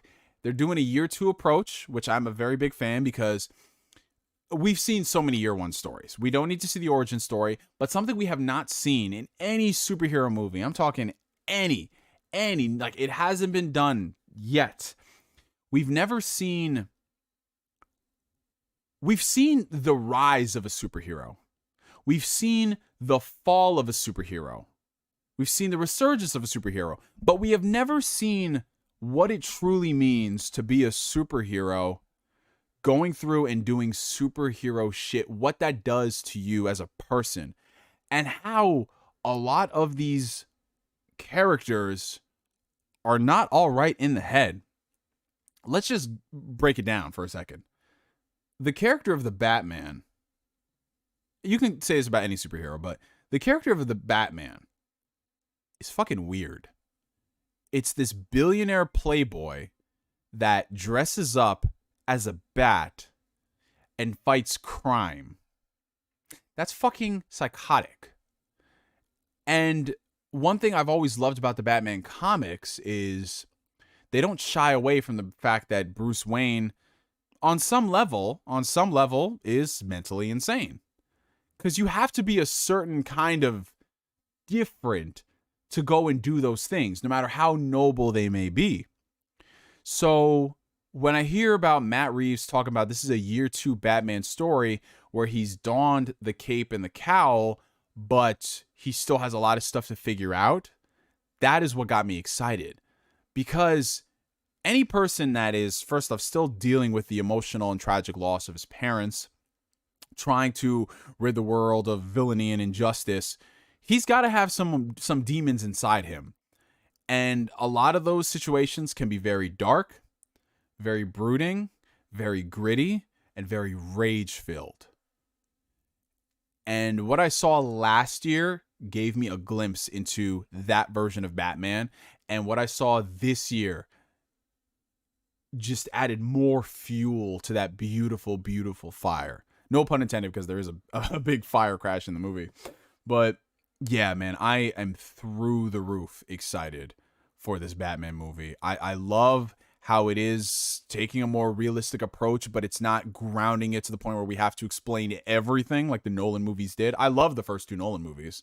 Rises, but I like how this is still keeping in lines with, okay, you know, it is still a comic book, so we're not going to try to have to explain everything, but it is still grounded in its own little world. I just love this visceral take on Batman. I know some people are talking like, oh, it's edgy, you know, trust fund, rich boy, acting out his problems on criminals. That's the fucking Batman character to a T. That's what he does. Like, Bruce Wayne does get a little bit of a high off of ridding the world of villains. And how that translates into real world, this guy's got some mental fucking issues, you know? So, yeah, I'm excited. It looks beautiful. It sounds beautiful. I cannot wait to see where this goes, man, because the way he's approaching the Riddler as a villain, I'm on board, and I can't wait to see. I really hope that Matt Reeves does stick around, because I want to see him tackle Mr. Freeze. I think out of any character that could really follow Riddler, if we're talking about rogues galleries that haven't been fully explored, I think Mr. Freeze would be a really compelling follow-up to Riddler. Or I mean, there's a lot of characters you can follow up. Shit, there's a lot. I actually, let me see if I can find I had a list. I had a list of potential villains I wanted to see. I gotta see if I can find it. Did I save it here or did I save it? I don't know. It's probably on my other phone. But somebody like Riddler, Mr. Freeze, maybe if they want to do another crack at Two-Face, that'd be cool. But you know, another one that I think would be really good to see, you guys, and trust me on this, Clayface. Just think about the type of story they can tell with Clayface, especially as we're doing like this deep dive cerebral approach to Batman. Oh my fucking God, Clayface would fucking kill it. It'd damn near be a horror movie, man. Holy shit. But yeah, you guys, I would love to see Clayface or Mr. Freeze, and like, I'm such a big fan of Matt Reeves, and this Batman movie, if it sticks the landing, dude, holy shit. Oh my God. But the thing is, I don't know how long this will go, because would they even get to the point where they can introduce a Robin in this universe? Because that's the thing that you kind of can't do in Batman unless Batman is fully experienced, because you have to have a Batman that's got some years in him before he adopts Dick Grayson. Or if they aren't going to do Dick Grayson, a Robin in general. So Pattinson would have to be around bare minimum like 3, 4, 5 movies. But at that point, would he even want to stick around like that? Maybe he'd want to do other things. Maybe he doesn't want to be tied up to a contract. Maybe he negotiates it one movie at a time. So we'll see, man. We'll see. Alrighty, let's see. Okay, so we got a couple of super chats. We got a couple of super chats right here. Thank you guys so much. You thought you were done with super chats. $2 for my boy Trapped in My Psych. Thank you. Yeah, exactly, bro. I thought I was done, and then we just got to this topic. But I appreciate every single person. I hope you guys enjoyed that talk on Batman. We got a $4.99 super chat from the homie John McKinney. Is it just me? But I feel like most PG-13 movies back in the 80s, 90s, and early 2000s, speaking specifically 2000 to 2005, were more violent than PG-13 movies of 2006 and onward. Okay, so I have an answer to that feeling you have, John McKinney. That was because a lot of movies that were introduced back when the PG-13 rating was introduced, it was really wonky back then because there were some movies that they gave the PG rating to that were really violent, and then there were some movies around the time that they introduced the PG-13 rating that you're like, this is damn near PG. What are you doing? So I can definitely see that. But I think that in a lot of PG-13 movies now, they can get away with shit that they couldn't back then. So I think it's just it's a case of, it's obviously like a case by case basis. But another thing that we have to consider is that these days, if people are going to be pushing the violence, they'd much rather relegate it to an R rating rather than work within the confines of PG-13, which is why you don't see a lot of movies now that push the envelope of a PG-13 rating unless they are contractually obligated to, which is, you know, superhero movies. It's very rare that we'll see a superhero R-rated movie. We can count them on, you know, like two hands. There's not really a lot of them because of how many people you alienate, but just based off of the fact that it's R-rated. I would love to see Marvel put out R-rated movies, and I think they are going to do that with Deadpool. So that's great. But Deadpool is kind of like one of those anomalies where it was a proven commodity beforehand, and this is just Disney honoring that. Versus Disney coming out and announcing R-rated Blade or R-rated this. I think they're going to go for hard PG-13s, which is kind of an oxymoron, a hard PG-13. I don't think that will really work for some of these characters.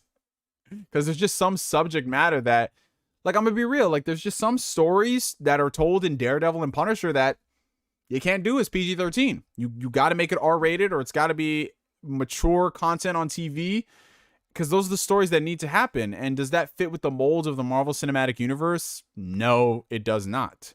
Like, Marvel Studios would never make Logan. They would never fucking make Logan. They would, but it would not be as gritty or visceral. And that's not a slight on Marvel. They're very successful at what they're doing. But any type of movies from Marvel that involve legitimate murder, I'm talking legit, outside of Thanos and wanting to wipe out half of reality, I'm talking like legitimate murder, and you see it on screen. Like the scene where Wilson Fisk, episode 4 of Daredevil season 1, where he took that guy's head and he smashed it into the car. We're not going to get that in MCU. We're not going to get that. Like in DC, we're going to get that, but it's going to be so fucking edgy and so lame. Let's see. We got $4.99 super chat from the homie Staggervore. It feels like this year's DC fandom gave us more commentary than content. Dude, that's what a lot of these events are. That's what a lot of these showcases are in the first place, because they don't have a lot of... Dude, if you were just to take the important tidbits of DC fandom, that shit would have been an hour, if that. But they need to make it a celebration of things. And by celebration, that's code for, yeah, we just go and inflate the runtime for our numbers. Because they were on there talking about some bullshit. Like, I don't need to know that this nigga wears Superman underwear since he was 3. Like, I don't need to know that shit, bro. I do not need to know that. $5 super chat from the homie Flame. DC fandom sounds like Jeff Keighley's event in E3. Held everyone hostage for one thing. Hey. That's the best way to describe it.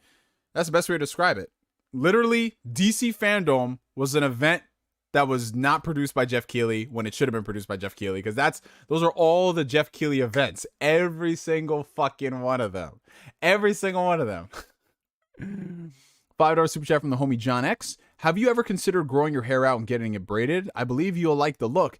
It's funny you mentioned that, John, because low-key, high-key, I've been thinking about doing something different with my hair, because I've had this, like, frohawk of sorts, if you will. I've had this hairstyle for the better part of the past couple of years. That's just been my go-to. In the past, like, now it's not twisted, but in the past couple of months, I've been getting my hair curled and twisted with, like, the sponge comb and shit, and that's been cool. But part of me is thinking, like, how would I look with dreads? How would I look with braids? Like, something different. So I've been thinking about doing that. Like, maybe just grow this shit out, maybe have, like, the sides be bald and have bald-sided dreads, I guess, if that makes sense. But yeah, it's just the maintenance and the time and the patience that it would take to do that. Whereas this is just kind of like my go-to every 2 weeks. Just go to the barber, get it taken care of. But I appreciate that compliment, though, John. Thank you, bro. $10 super chat from the homie Trapped in My Psych. I hate when characters play themselves. That's what ruins wrestling and why John Cena never turned heel. Actors who play themselves are trapped in a box. Oh, I'm playing myself. Nah, you're an actor. Just act. That's true, Trapped in My Psych. Oh, I will give John Cena credit, though. In The Suicide Squad, he did a damn good job playing him. Like, he actually acted well for a guy playing himself. You know what I'm saying? Like, the acting was good. But all the other times, you know, it's like they're casting John Cena or The Rock in these movies as John Cena and The Rock. Even if they're playing different characters, they still play that same archetype. And I mean, it's not a problem, but when it's every single repertoire in this actor's career, that's where it's an L. Dave Bautista, at the very least, has done different stuff. I mean, he's doing Dune. He did Blade Runner 2049. So he's going outside the box. I think out of all wrestlers that have transitioned from wrestling into acting, Dave Bautista is going to be the one that comes out on top because at least he's doing different shit. Sure, he's not the greatest actor in the world. He still has to work on that. That'll come with time. But, I mean, just look at the performance that he gave in Blade Runner 2049 and then compare that to how many fucking times The Rock has done the same shit over and over again, you know? Let's see. 279 coming in from the homie Leon. Imagine if Joel Schumacher directed the Batman. You know what the thing is, bro? I would have loved to see what Joel Schumacher could have done with a Batman movie had he not had so many mandates from Warner Brothers. Because what a lot of people don't realize is Batman Forever, and obviously Batman and Robin, they were very much so movies that were pushed by the studio. They wanted a different look and feel for Batman. They had all these stipulations that it cannot be dark, it can't be gritty, it can't be like Tim Burton. We want this to be relatable and sell toys at McDonald's and all this stuff. Whereas if you look at Joel Schumacher and some of the things that he wanted to do with Batman Forever, there were some really interesting concepts. It's just everything that came together in the final product was a mess. So I would have loved to see him redeem himself with a proper Batman movie. I think he could have done, because Joel Schumacher has done some good stuff. So it's not out of the realm of possibility to say that maybe in a different time with a different level of studio of executives, he could have put out a really good Batman movie. $5 coming in from Blue Senshi 19. I thought I finished Tales of Arise until I watched the second intro and found out I'm halfway through the game. Really enjoying it. Yo, you know what's funny, Blue Senshi? You're not the first person who's told me that. In the span of the past 3 days, I've had 4 people say, yo, you get to that second intro yet? I'm like, what intro y'all fucking talking about? What's happening here? So, yeah, I guess there's a lot of the game left that I haven't experienced. And I'm excited because I fucking love to. We're going to gush again about Tales of Arise later on. So, Bobby, if you're still here, bro. All right. $4.99 from the homie David Biglad. Do you think Ryan Reynolds is this generation's Jim Carrey based on the movies they did alone? I'd say in terms of being in a lot of things, yes. I don't think that he's got the range of Jim Carrey. Jim Carrey's range is fucking up here in the roles that he did. Ryan Reynolds just plays Ryan Reynolds. And it's not bad because it works, but if you take Ryan Reynolds out of that Deadpool suit and you just see him talking as a human, that's Ryan Reynolds. That's just Ryan Reynolds in all the roles that he does. And I mean, it works for him. It works, but nah, Jim Carrey's definitely much better than Ryan Reynolds.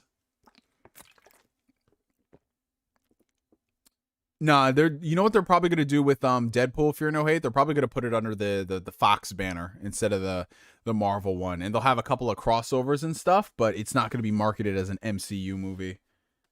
It's just gonna be one of those. It probably be like the Sony situation where you'll have some references to the snap or the blip or some characters cross over, but it's not gonna be classified as even though Homecoming and Far From Home and No Way Home are Marvel Studios movies, they're still Sony movies. So part of me thinks that Disney's going to do the same. They're going to market it as a Marvel movie, just not an MCU movie. So they'll have like a different team of people talking about it.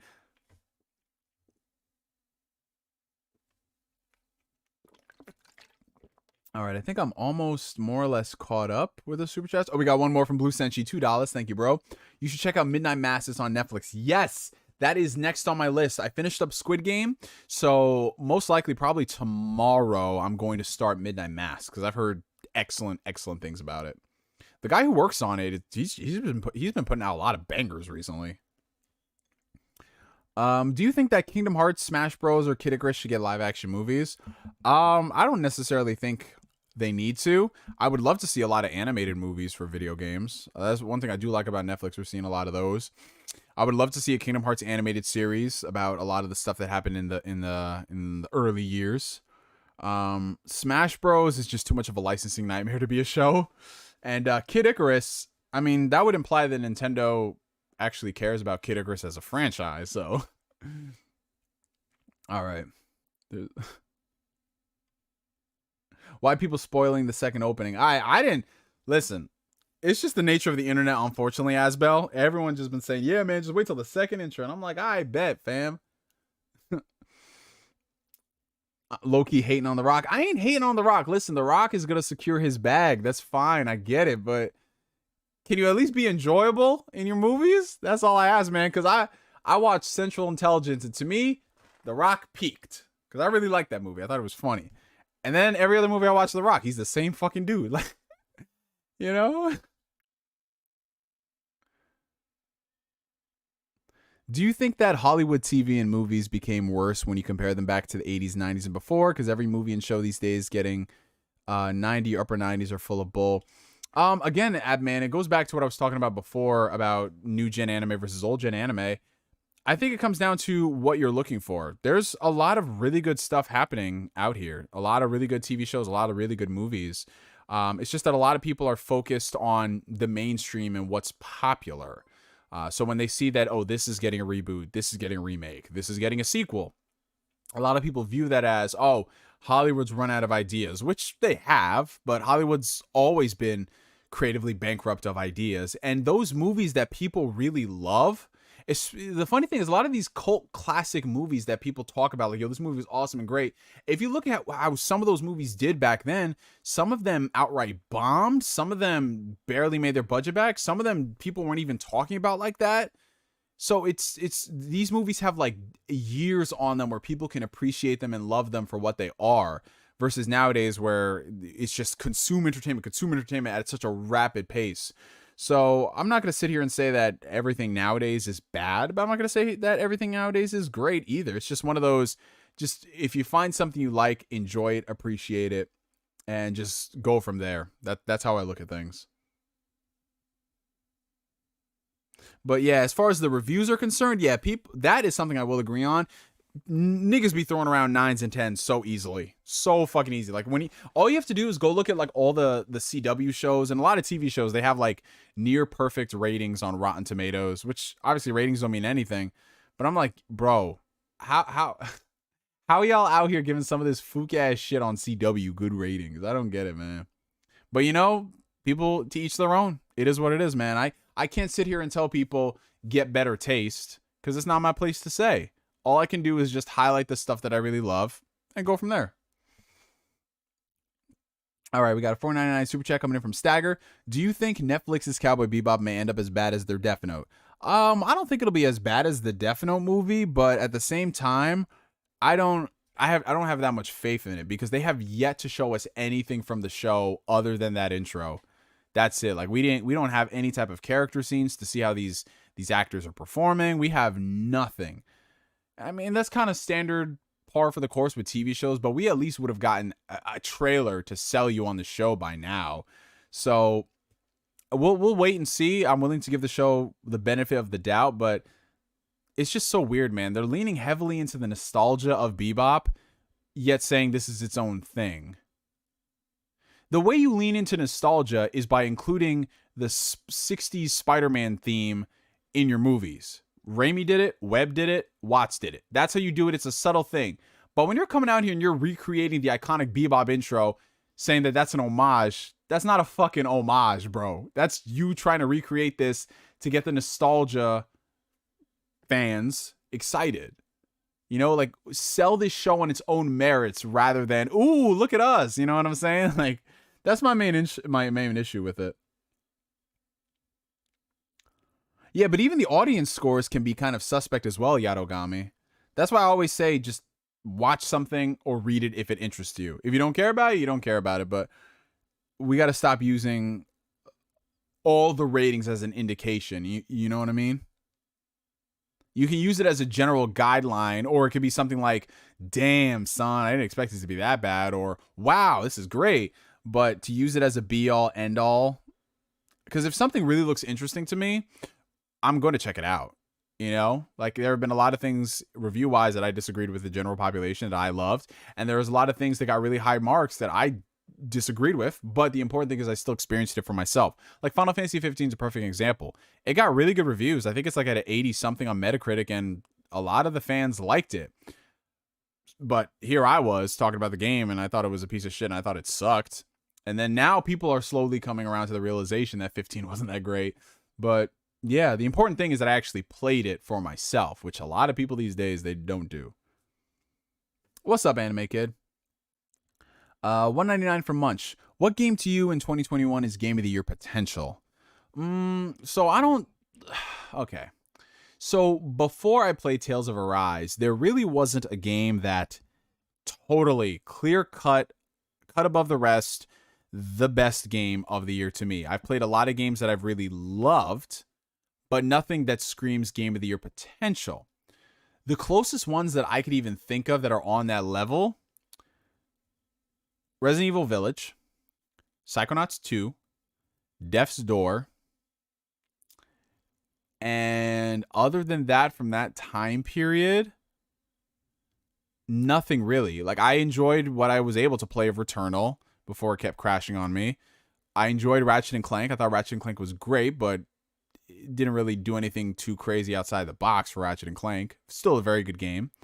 And then other than that, I mean, there's still a couple of things I have not played. Like, I haven't played Neo: The World Ends With You. I have not played The Great Ace Attorney. So I'll go back and play that. But now, right now, what's looking like my game of the year is Tales of Arise. And I'm so shocked to say that. Like, out of all the games that I've played this year, I have not just been absolutely in love and in awe of a game like Tales of Arise. And it's so crazy because I was going to wait on this game. Shout out to the homie Aswell in the chat. He was like, "Nigga, you are not waiting on this game. You are playing it now." Like, that game is just, man, it's so fucking good. I consider I can gush about it, man. The story, the characters, the visuals, the music, the combat. I mean, I've done this shit to death, bro. But Tales of Arise right now, if I had to crown a game of the year, it's Tales of Arise. And then following that, Psychonauts 2 and Death's Door are competing for second place. And then from there, I mean, it's just a bunch of good games, but nothing that's like crazy game of the year. But like I said, things will change as I get... Oh, what's up, Sterling? Things will change as I get later on into this gaming backlog. Like I said, Neo: The World Ends With You, The Great Ace Attorney, Monster Hunter Rise. I don't think I'm going to play this year. I'm going to wait for it to come to PC.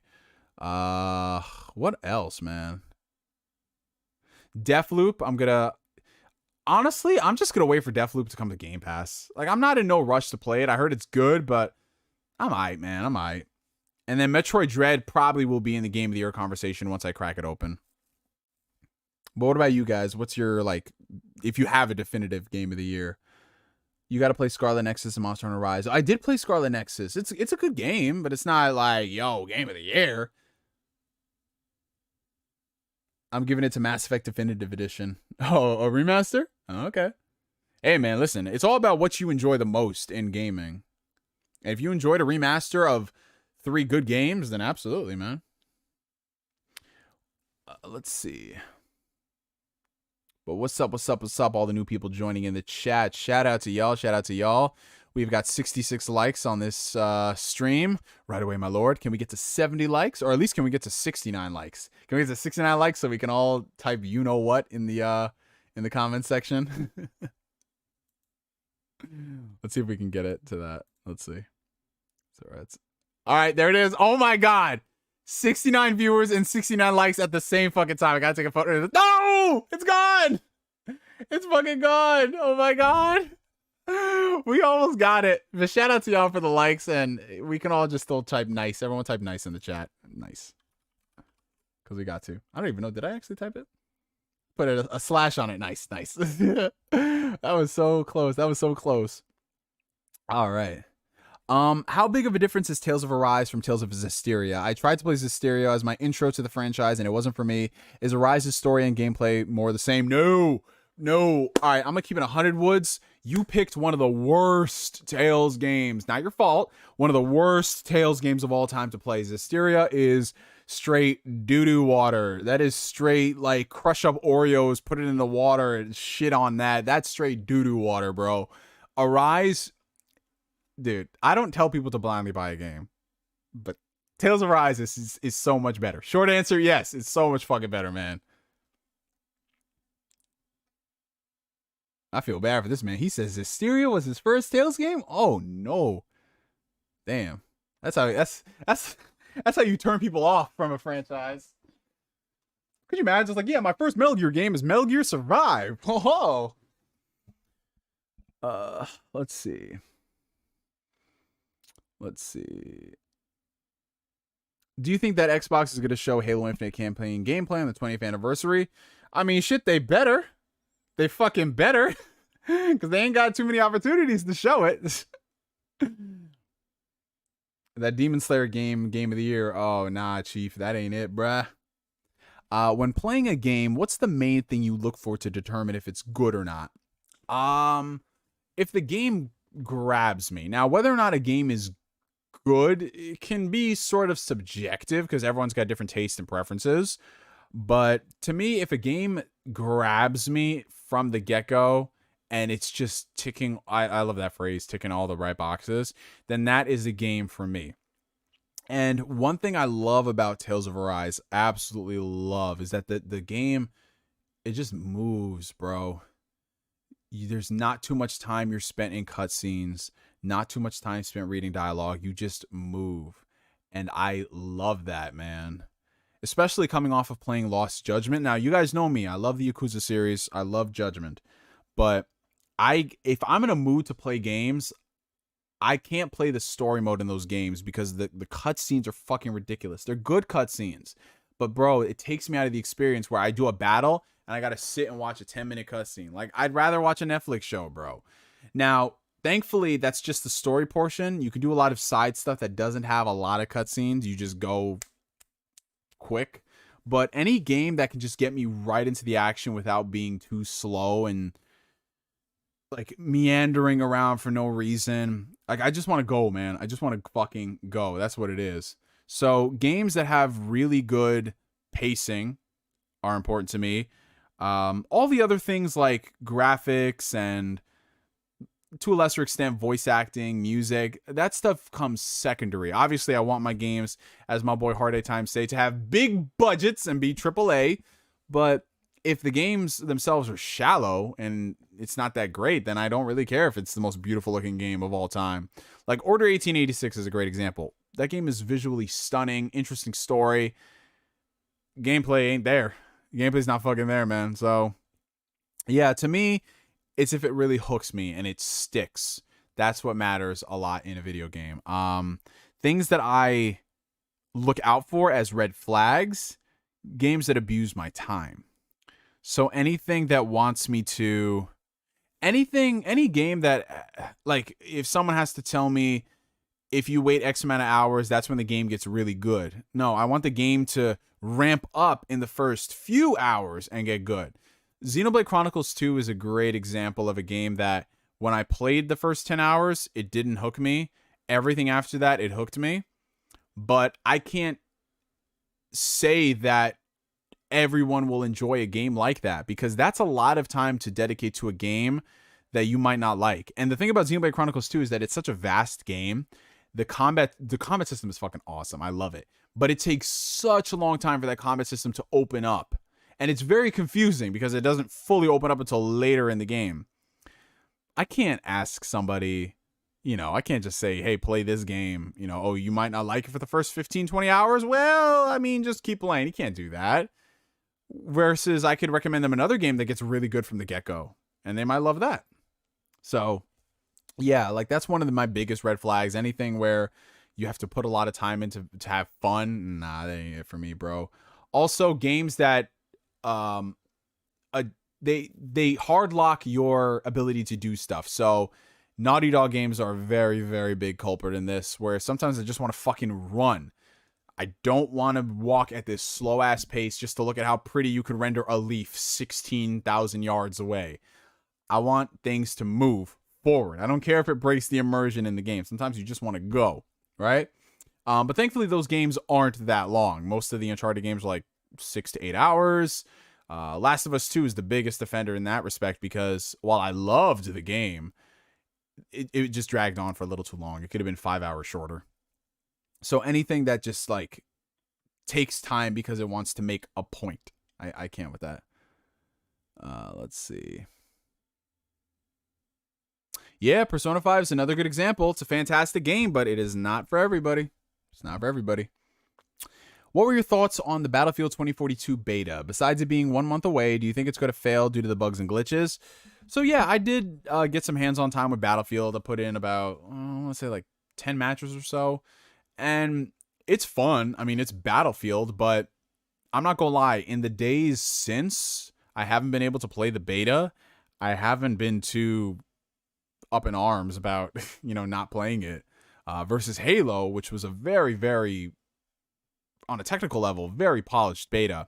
Battlefield was all over the place, man. Like the performance, I wasn't getting frame rate drops, but it was not smooth, man. There was a bunch of screen flickering, black screens tweaking, people running around, spawning all over the place, and not like spawning like they're respawning on you. It was just like I'm running with this dude, and then literally like 2 seconds later, he's somehow 100 feet ahead of me, and I was like, "What the fuck?" And meanwhile, on his screen, we're running at the same pace, so it was so weird, dude. But looking at it as like a regular Battlefield experience, I thought it was fun.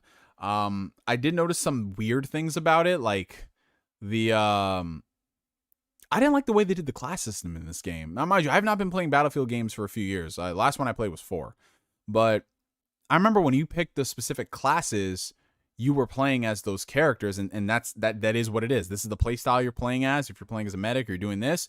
But now it seems like every single class can pretty much be, you could do anything in any class and just be guns akimbo, and that's it.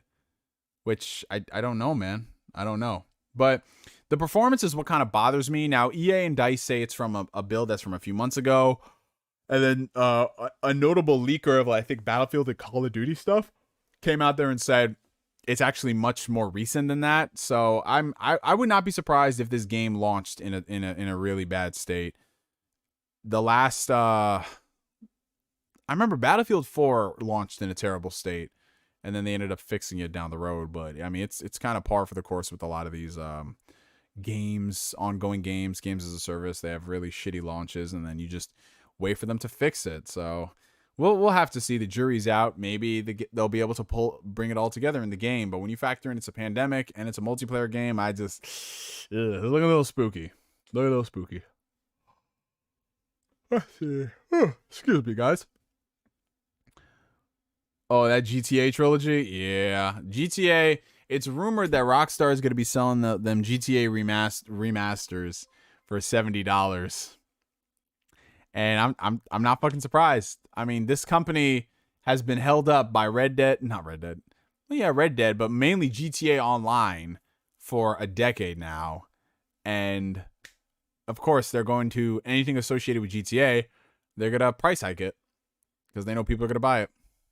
But honestly, I would pay $70 if they fully remade all 3 of those games. They don't have to look like GTA 5 Ultra settings on the PC, but if they look really good and they play really well, I'd pay $70 for a trilogy remaster, and it's actually really good and warranted.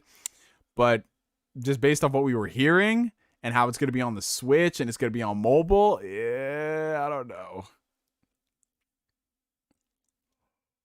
Oh. $2 super chat coming in from Psychosis. Oh, sorry, guys. It's been a long day. It has been a long day. It is tired boys hours. How do you feel about games with no replay value? That's an interesting question. So this always comes up in the topic of game value. Is a game worth X amount of dollars? I know some Sony games get a bad rap as being one and done games where you play it once and that's it. I feel like every game, just like every movie or TV show, has its place, and the whole replay value, outside of situations where when you play it once and that's the only way you can play it, I feel like replay value and attaching that to a price is going to be completely subjective based off the person, because there's a lot of games that have insane replay value that I don't give two shits about. But it's crazy because a lot of people nowadays are tying replayability to the price of a game, which I can totally understand in the sense that Devil May Cry, for example, campaign is going to be the same no matter what way you play it. You can beat Devil May Cry games in under 10 hours. The main point of the game is not to beat the story per se, but the point of the game is to get good at it and pull off all these crazy stylish combos. And that's what really holds up and props a lot of these games throughout the years. So I don't know. It depends. Like for some people, they can replay games like Uncharted that you already know everything about it. So Uncharted doesn't have the most flexible replayability, but they can replay all those and they might not want to touch a Devil May Cry. So I don't know. I feel like again, it comes down to what people enjoy and what they perceive as value. And I get a lot of enjoyment out of Devil May Cry, especially Devil May Cry 3 Special Edition on the Switch. But if someone doesn't and they get a lot of enjoyment out of something that has a big definitive beginning, middle, and end in terms of how you play it, like this is the same structure, then far be it for me to tell them anyway. Tell them otherwise.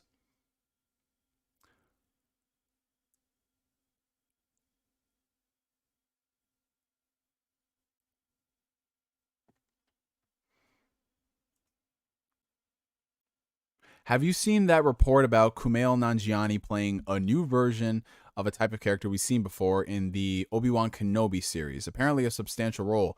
I did not see that report because I'm not really well versed in the realm of Star Wars rumors like I am a bunch of other franchises. But I know they are doing the Kenobi series. They are filming it. Ewan McGregor's coming back. Hayden Christensen's coming back. And that's all I need. I just need those guys back, and I'm happy. But a new version of a character we've seen before. Who would he play? A new version? I know he's getting really swole for that series in particular, but a new character we've seen before. Are they talking about in the movies? Because there's only a finite amount of characters we've seen in the movies. Or maybe they're talking about someone from the Legends lore, but we haven't really seen, if we were talking like see it with our eyes on screen, we haven't really seen characters from the Legends lore in live action, you know? So I don't know who would he be playing. Yeah, bro, he's juicing the fuck up, man. He's so juicy. Him and Chris Hemsworth, man, so much sauce, so much.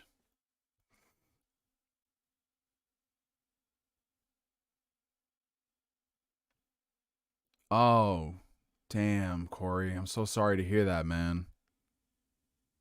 Man, my deepest condolences to your entire family, bro. So for those who don't know, Corey Gryffindor over here, his parents just told him that their dog was put to sleep. And I'm not gonna lie, man, it's really rough being a pet owner, especially the older you get, because you get older and at the same time your pets get older, but animals don't live, or at least domesticated animals don't live as long as humans do. But I think the important thing is to remember the good times, and even though they're only in our lives for a small part, we are in their lives and we are their entire world. And I'm sure you gave that pet a really, really good life, my friend. I know it sucks, man. There's going to be a lot of tears, and it's one of those things that's really, I think about it a lot now because we've had our dog for this December will make 10 years, and we adopted him when I believe we don't know his exact age because he was a rescue dog, but we estimate he was probably like 2 years old, maybe. So he's going on 12 years, maybe 13. And there's some nights where I'm just up beside myself and I just start thinking like, Oh man, you know, and then, like, whenever we take him to the vet, he's classified as a senior dog, and even though he's still so energetic and full of life right now, it's just it's one of those things, man, and it fucking hurts. It fucking hurts, man, because animals are truly special, bro. They're truly special, and these are animals that, like, we can't speak to them, but we feel them and they feel us. And yeah, man, it's fucking rough, bro. My condolences, dude. Seriously. She always looked fine to me, but apparently her organs were shutting down and she couldn't eat like she used to. Yeah, that's what happens, you know. They it happens very fast sometimes dealing with animals that are passing away. Yeah, it's fucking rough, dude.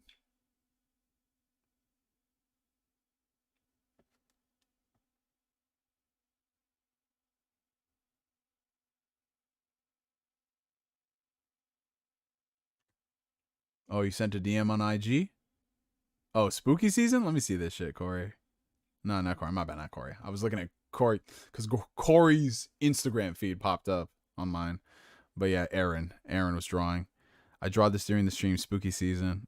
Oh, man, it's definitely spooky. Look at this shit. I don't know if you guys can see it because of the glare. Actually, what the fuck? Crank that shit the fuck up. But come on, register. There we go. It's not the most. I gotta get my overlays going so I could just boot up Instagram on my feed. But my man Corey Gryffindor. Why do I? Because we were just on the topic of Corey Gryffindor and his dog. That's why my brain is all over the place. But my man Aaron Stallings, he be drawing, man. He's a legit artist, man. He be sending me, like, this man be skilled. Look at this shit, guys. Look at this shit. Look at this shit. Look at this shit. Boom. This man does some good work. Oh boy. Okay. $2 super chat coming in from the homie Echoes93. Have you seen the new Suicide Squad game trailer? Yes. We actually talked about DC Fandom, I want to say 20 minutes or so back.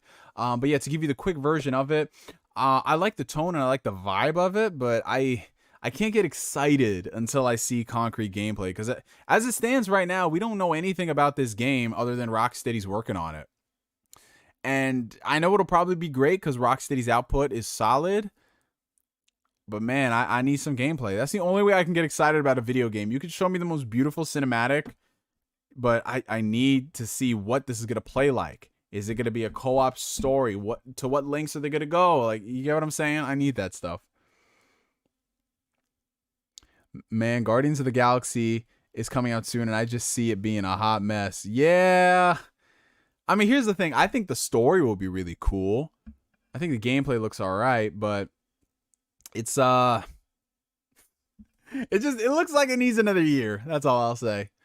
Didn't mean to bring down the mood, guys. Corey Gryffindor, man, you have nothing to apologize, bro. Listen, these streams, we talk about a lot of good stuff. We rant about a lot of bad stuff, but the most important thing, and I keep saying this every single stream, is we got to talk about the shit that matters. And that's very important, because that animal was extremely important to you and your family, bro. So while it's fun that we could joke about Mayo and talk about Kingdom Hearts, you know, if this is shit that happened in your life, of course we're going to talk about it, man, because we're all human and we all go through these things. And if this 2 hours and change that we all spend together talking about stuff is the place where some of us can discuss these things, then by all means, we're going to do that, and we're going to spend the time to do that, because there's, like, we can talk about what studio Xbox will acquire any other day of the week, but it's a different thing entirely to talk about shit with my brothers, shit that matters. And that's what we're going to remember going forward, you know?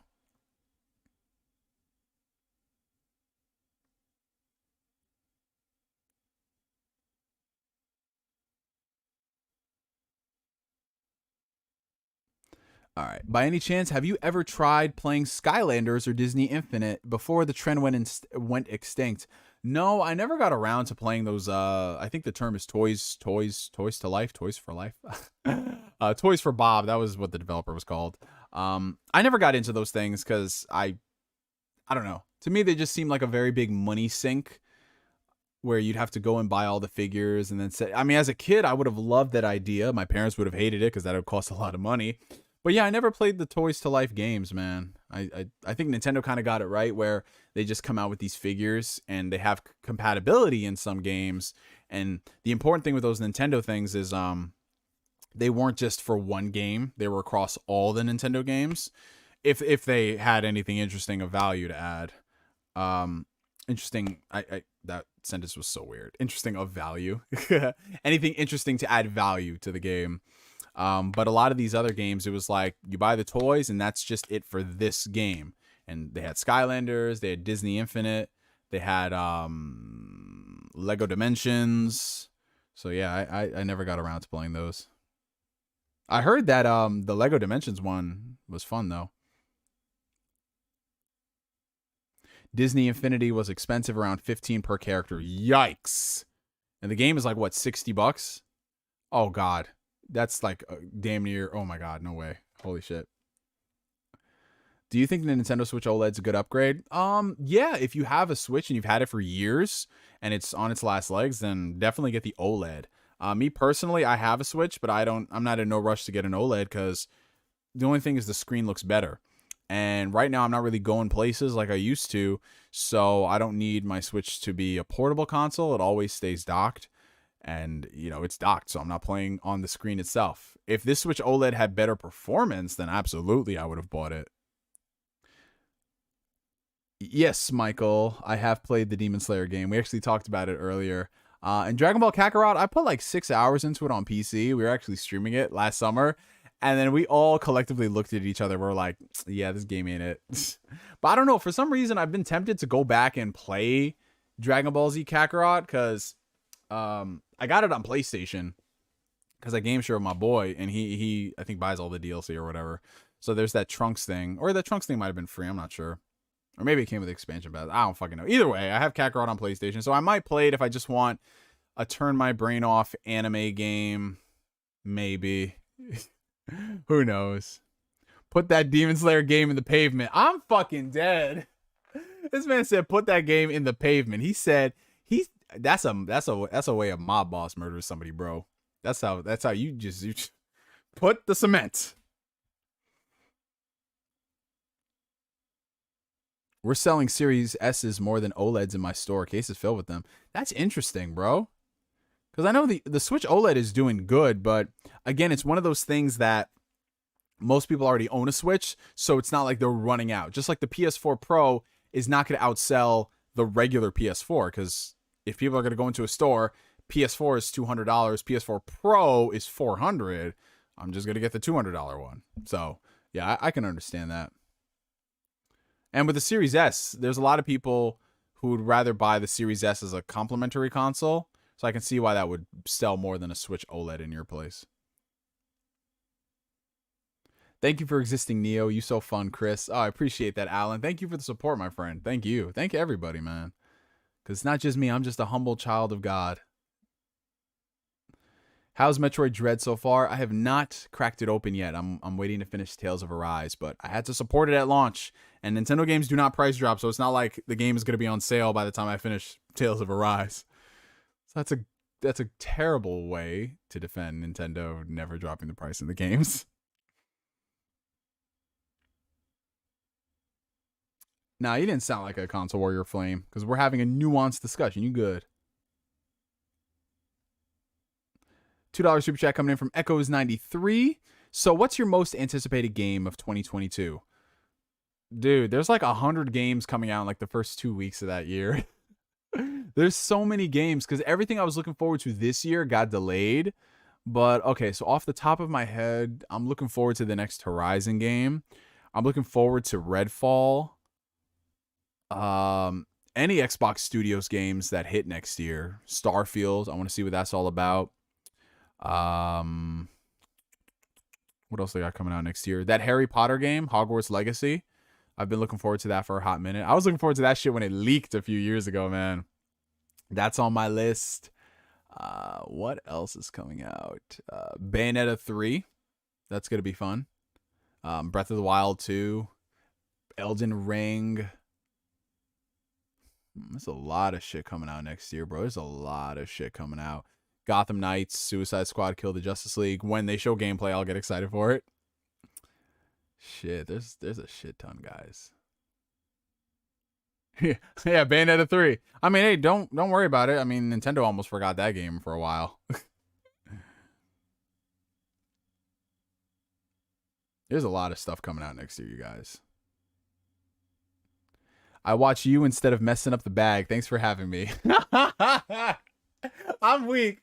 So are you telling me that I'm Terry Crews? I'm that photo of Terry Crews in your wallet whenever you go and try to spend your debit card on shit you shouldn't? If so, I am very glad to be the brakes in your financial life, Kramer Jones. I appreciate that.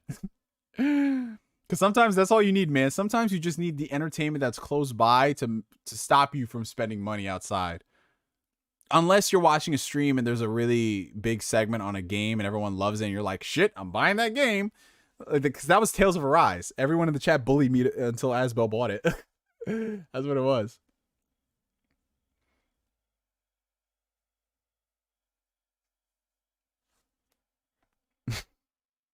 Oh, this man's playing Tales of Symphonia. Okay, that's what's up.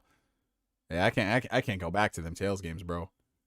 Honestly, the furthest back I'll go is like Tales of the Abyss. That's the furthest back I'll go. Anything before that, and it's like, oh boy, we'll see. Did you see that Netflix employees are going on strike following Dave Chappelle's transgender jokes?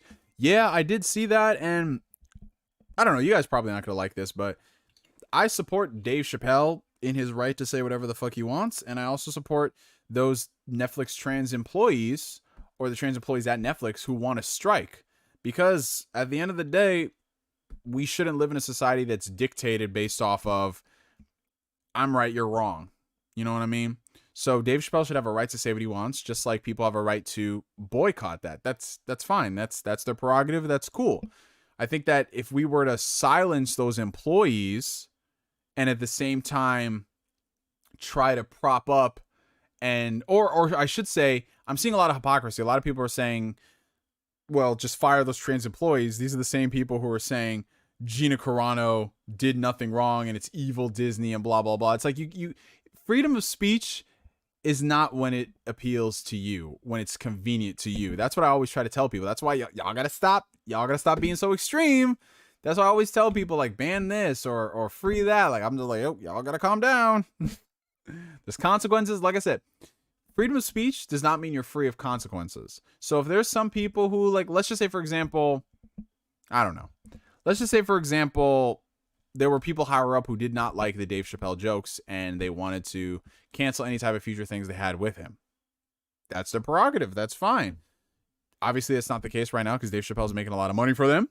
But yeah, I feel like a lot of people live this moral high ground lifestyle, and you see it all the time. You see it a lot on fucking Twitter, and it's not the right thing to do, because when you live on this moral high ground of I am holier than thou and only I can do no wrong, it gets really funny because what happens when people in your circle or people you like fuck up? Like, what are you going to do? You know what I'm saying?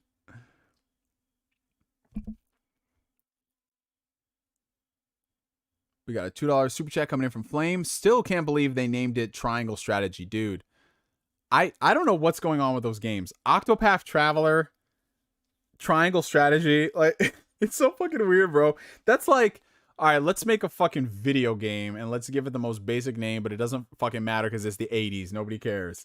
That's what it looks like, man. But seriously, Triangle Strategy.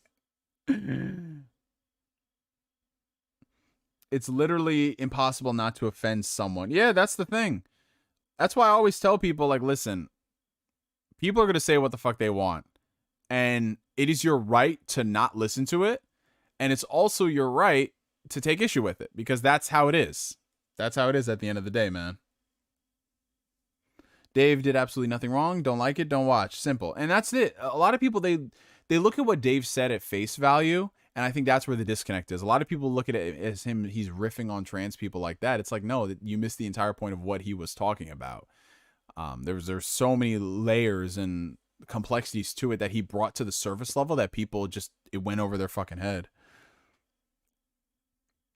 it's usually those people who have the most skeletons in their closet. Yeah, that's how it is, bro. And you see this all the time. Like for example, in politics, you see it all the fucking time. Like a lot of the liberals who come out there and say that we're better than you because we care about the environment or we do this and we do that, and then you see the like all the heads of these organizations that you see going on, they have a lot of shady shit in their closet. A lot of them got caught pocketing money from these organizations, crazy shit. And you know, just to fair is fair, a lot of people on the right, the holy religious right wing, like we're so wholesome and this and the Bible and Jesus, these dudes get caught with drugs. These dudes get caught cheating on their wives. These dudes are anti gay rights, and at the same time they get caught with gay prostitutes and shit. Like, oh my god, these people. That's why you guys notice I do not take any type of moralistic stand on moralistic. I don't even know that's a word. Moral stand on anything like that. Or some shit I do take a stand on, but most of the other things I just keep my mouth shut. I'm like, no, I'm good, man.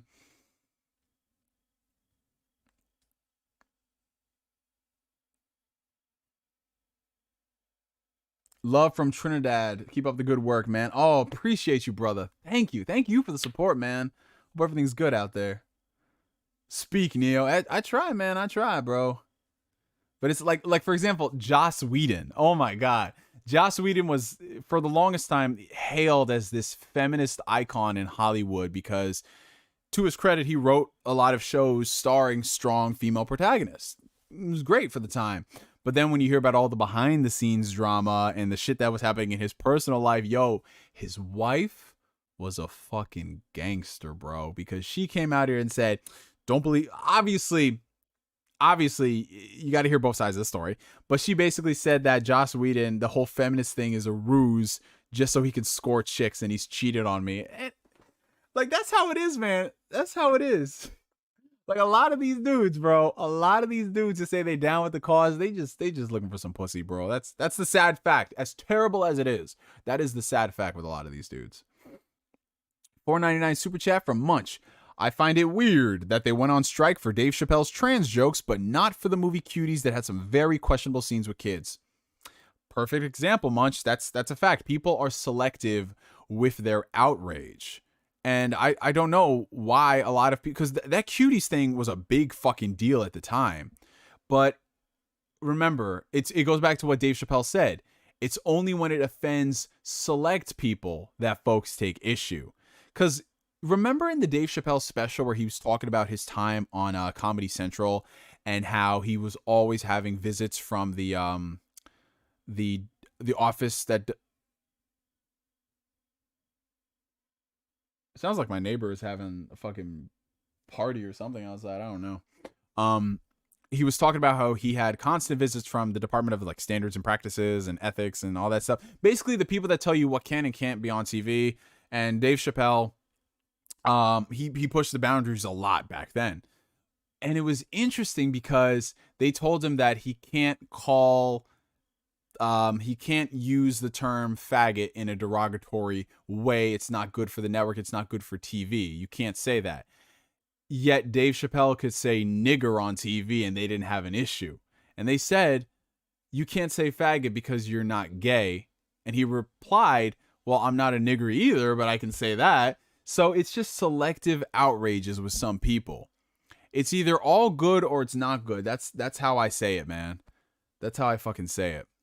And people, they have to, those who live in glass houses should not cast stones. And when we see with a lot of these people out here who are saying cancel this, cancel that. Now, mind you, some people do deserve to be fucking canceled. There's no room for like nuance. Like there's no room for discussion.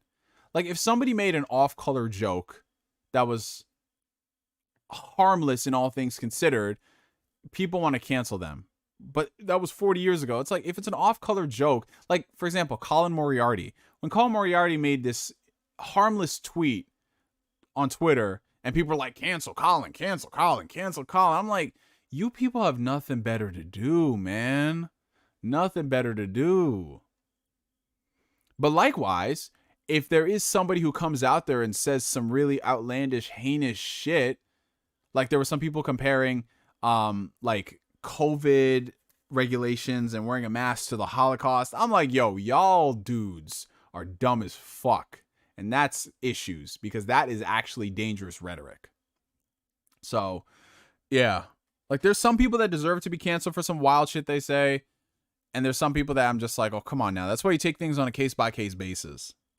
Because anytime we're just like, yes, cancel this, I'm like, well, what about if it was your boy who did this thing? You know what I'm saying? Like, if let's say, for example, somebody I knew was involved in controversy. Like, let's just say BG, Broken Games HDR. That's my boy. Let's say he was involved in something crazy. I don't know the extent of it, but it's not something that's like, okay, you are a sick motherfucker. Like that type of shit. Not anything on that level, but it is something that's like, this is questionable. What I would do as someone who knows BG, I would talk to BG. I would pull him aside in a conversation and be like, hey, yo, listen, what's going on with this shit officially, bro? Like, what's the story? I need the full details and everything. Some people won't even do that. They'll just read off what somebody says, and they're like, oh, I know exactly everything that happened here. And come to find out, like that whole Angry Joe situation. There was this one chick who accused Joe of all these, she was accusing Joe of sexually harassing her and all this crazy stuff. Come to find out that Joe didn't do any of that shit. So that's why it's very important that you hear both sides of the story, no matter how bad it is, just to get the full context. Because there are some people out there who will legit lie if people in their circle will tell them better. Colin got the last laugh because his YouTube channel is now bigger than Kind of Funny. His Patreon is more than theirs too. Yeah.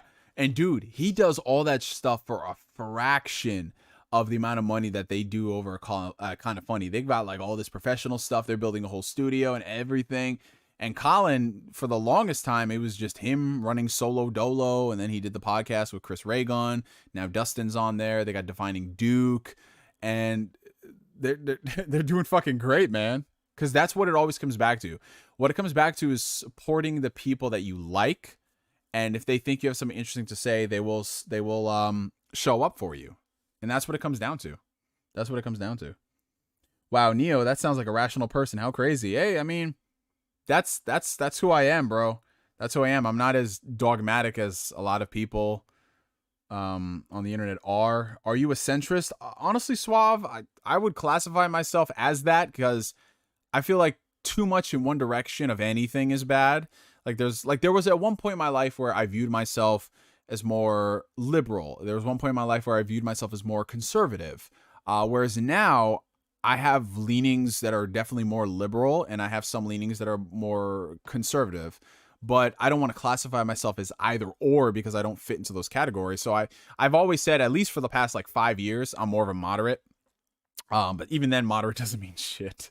So yeah, I mean, I'm just in the middle on a lot of things, which a lot of people say they hate more because you guys don't make up your fucking mind. Like, at least with the left, then you know what it's about. At least with the right, you know what it's about. But that's how we end up with people like Trump. That's how we end up with people that are squishy, like Joe Biden, for example. Yeah, Joe Biden wasn't anybody's first choice, but he's the guy who's there now because people had to back him. If we started off with integrity in the very beginning of the races, if we actually held people accountable in the very beginning, we would not end up with lesser of two evils, which is what we've been dealing with in this country for the past couple of decades. But the problem is, a lot of people don't pay attention when it matters, and they only come in at the very end. Did you know there's a lot of people out there who believe that the only time you vote is on election day for a president? There's a lot of people, the only time they vote is whenever there's a president. And I'm like, that is why shit is fucked up in this country. Well, there's more than that, because obviously the corruption is the main factor. But the fact that we don't care enough to the point where this shit would actually matter. And at some point, I can't blame people for being apathetic. I can't, because when you want to make change, it's so hard to make change when you have all these people who in these great positions of power who run this shit, you know? That's the sad thing. 69 viewers again. Nice.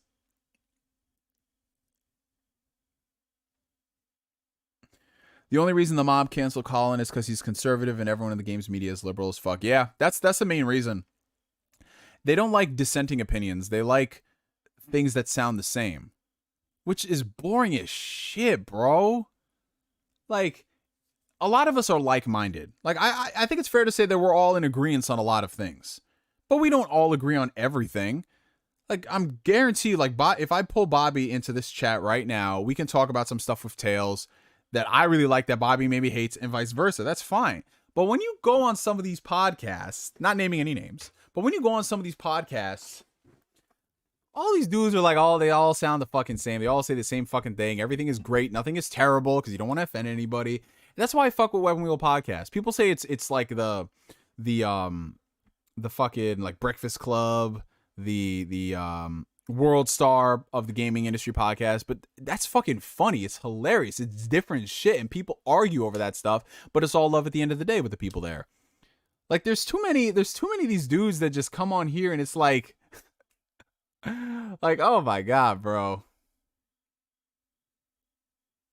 Like, how could you be... Listen, all right, there's certain forms of rhetoric I don't think warrants having a dialogue and a conversation. You know what I'm saying? Like, there's nothing I need to talk about a KKK member with. I don't need to talk to that guy about any fucking thing. I don't, because he's already ignorant enough to the point where he thinks he's superior. So what am I going to do? I'm not going to come to him with compassion and understand it. I'm going to leave that shit for somebody else who wants to do it. It's like certain people like that, you don't have a conversation with. People are like overtly racist, whatever. I don't need to talk to them. But if it's something so simple as, let's have a discussion about ethics in the video game industry. Let's have a discussion about how there's the media news cycle. If you're not talking about what's hot, then you're not talking about anything. Let's talk about how review embargoes have gotten so strict to the point where you have only a limited amount of time to play through an entire game and then write up a review of it. Like, these are the things that we need to talk about those. We need to talk about those things. But we're not doing that because we're just focused on the next hype cycle and the next thing to generate clicks, you know? It's bad when someone doesn't know their own city's their own city mayor, governor, state senator. Yeah, I mean, that's the thing, bro. Because we put at least on a local level, that is something that we can change. Because we put those people in the positions of power. But people don't care about that stuff. And I get it from a point of view, like I said, going back to apathy. And people got busy shit going on in their day-to-day lives as is. So it sucks, man. If there was a balance for both sides, liberal and conservative, I think that there would be more civil arguments and online discourse about politics. Yeah, but that's the thing, man. People don't fucking care. People say they want civility. They don't, man. Which is why I as I assume you guys noticed, I don't really say, like, let's just be a better gaming community. I don't give two shits, man. All I just say is, let's just talk about video games. That's it. That's all it is, man. Because that's all that really matters at the end of the day. Like, I don't care about all this other shit that's going on. But some people, they make it their whole religion to have an identity about something. And in some cases, they don't even play games, but they're saying, we need more of this in games. We need more of that in games. I understand that, yes. But can I see your trophy list, please? Like, if someone came out and tried to shit on a game that's objectively good and it's bad because it doesn't have this representation, I'm like, did you play the game at all, or are you just trying to comment on it? You know what I'm saying? Like, those people we don't need to hear from. Like, I'm tired of those people, man.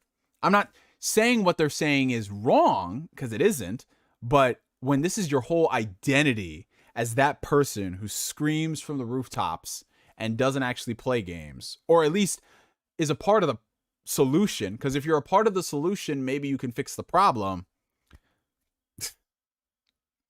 There's too many fake smile YouTubers, not enough real talk on things. Yeah, there's too many, man. There's too many fake positivity in the gaming community, and there's too much negativity in the gaming community.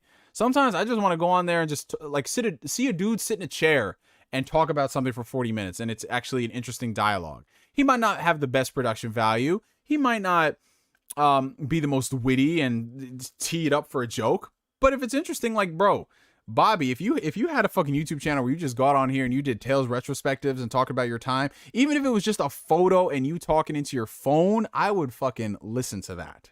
Because that's what we need, man. Like, some of the videos that people have told me they love the most out of my channel are videos where I just sit down and I talk about a game. No crazy editing, nothing. And some of those videos don't even have the highest views on my channel, but people like them. And I think that's what's missing. How did you come up with the name of your channel? So, Chris, it's very simple. So, this isn't my first YouTube channel. This is my third YouTube channel. So I started a YouTube channel back in 2006, just as a way to keep track of the videos that I watched, you know, like favoriting and all that stuff.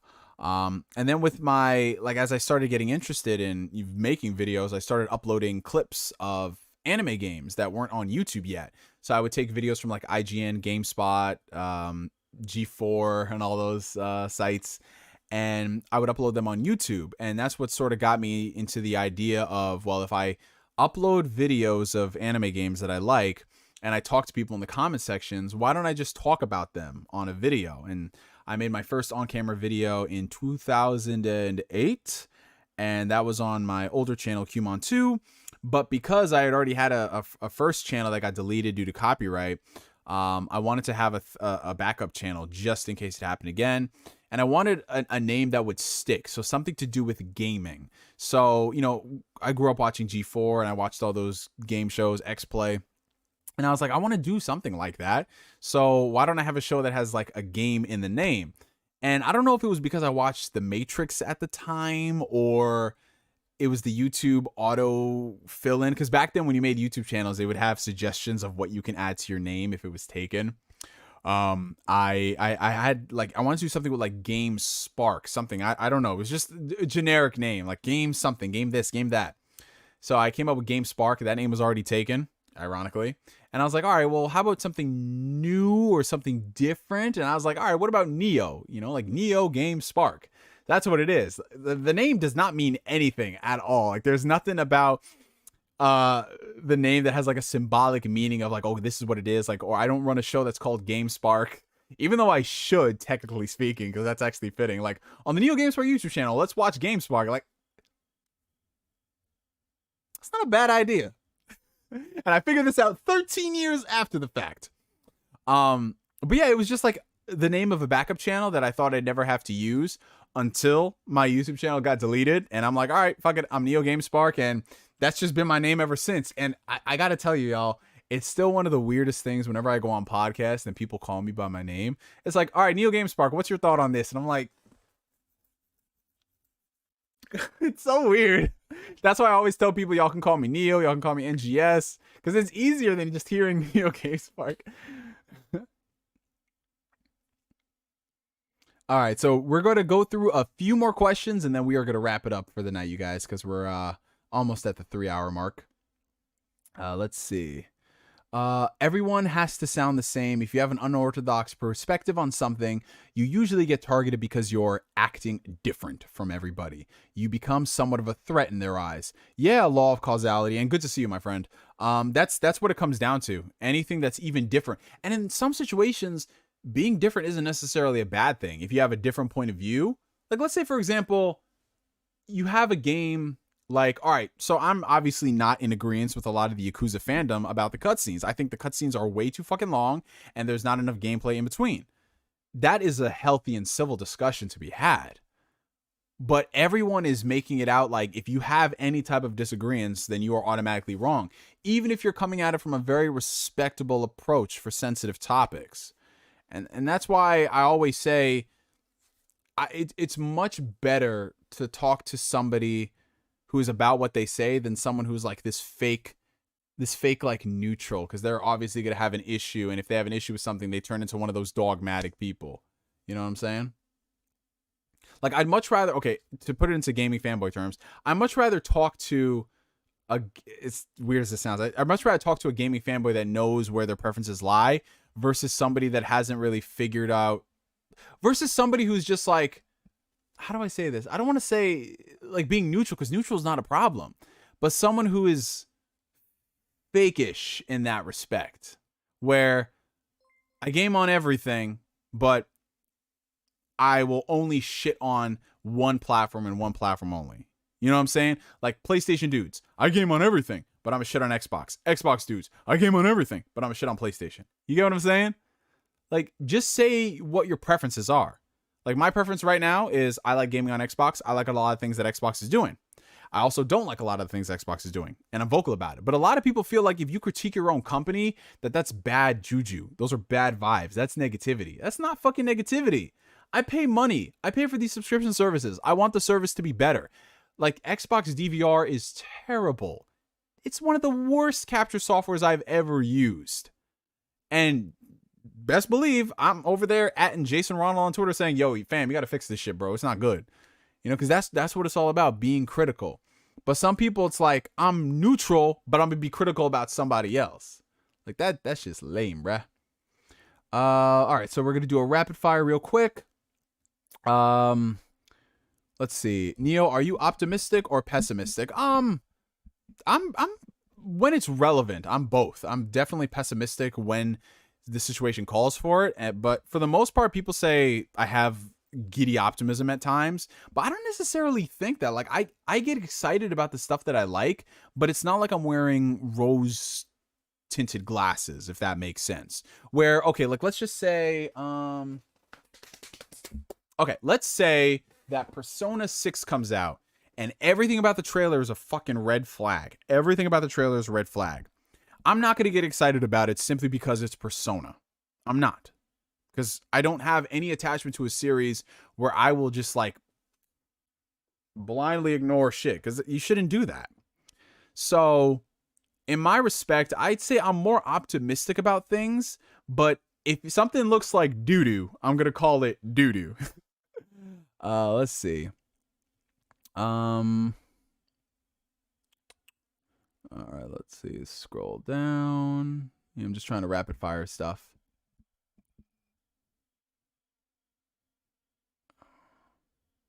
Neo, have you seen those people who want people of color in Persona 6 just because? I mean, I wouldn't mind there being black people in Persona, but these games are set in Japan, so of course they're going to have Japanese people. There's not a lot of black people in Japan. I wouldn't mind them, because here's the thing. Persona invites a unique opportunity because since a lot of the main characters don't really have...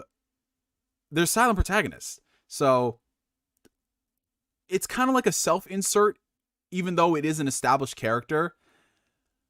I wouldn't mind it having a character creator, and you can pick any type of ethnicity you want. And the only thing that matters is that it's a transfer student or a transfer employee if it eventually does go into the adult world and we see what it's like to be in a corporate company in Japan. I think that would be very interesting. But if they don't do that, I'm not going to lose sleep at night. Oh my God, Atlas, how dare you? I'm not going to do that. So it's one of those things where I wouldn't mind it if they had black people or brown people, but I'm not losing sleep. What's your favorite video game franchise of all time? That's tough, man. There's so many of them, bro. I love Persona. I love Final Fantasy. I love, hold on. Okay. I love the Ori games. I mean, even in Final Fantasy, we have stuff like Final Fantasy Tactics. I love Uncharted, fucking Bloodborne. Like, dude, there's so much stuff. So it's really hard. Like, I don't have a definitive favorite franchise. I love Tales. Like, Tales is one of my favorite franchises, but is it my favorite?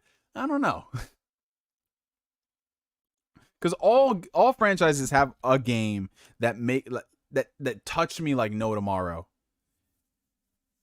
That's why it's hard to pick a favorite.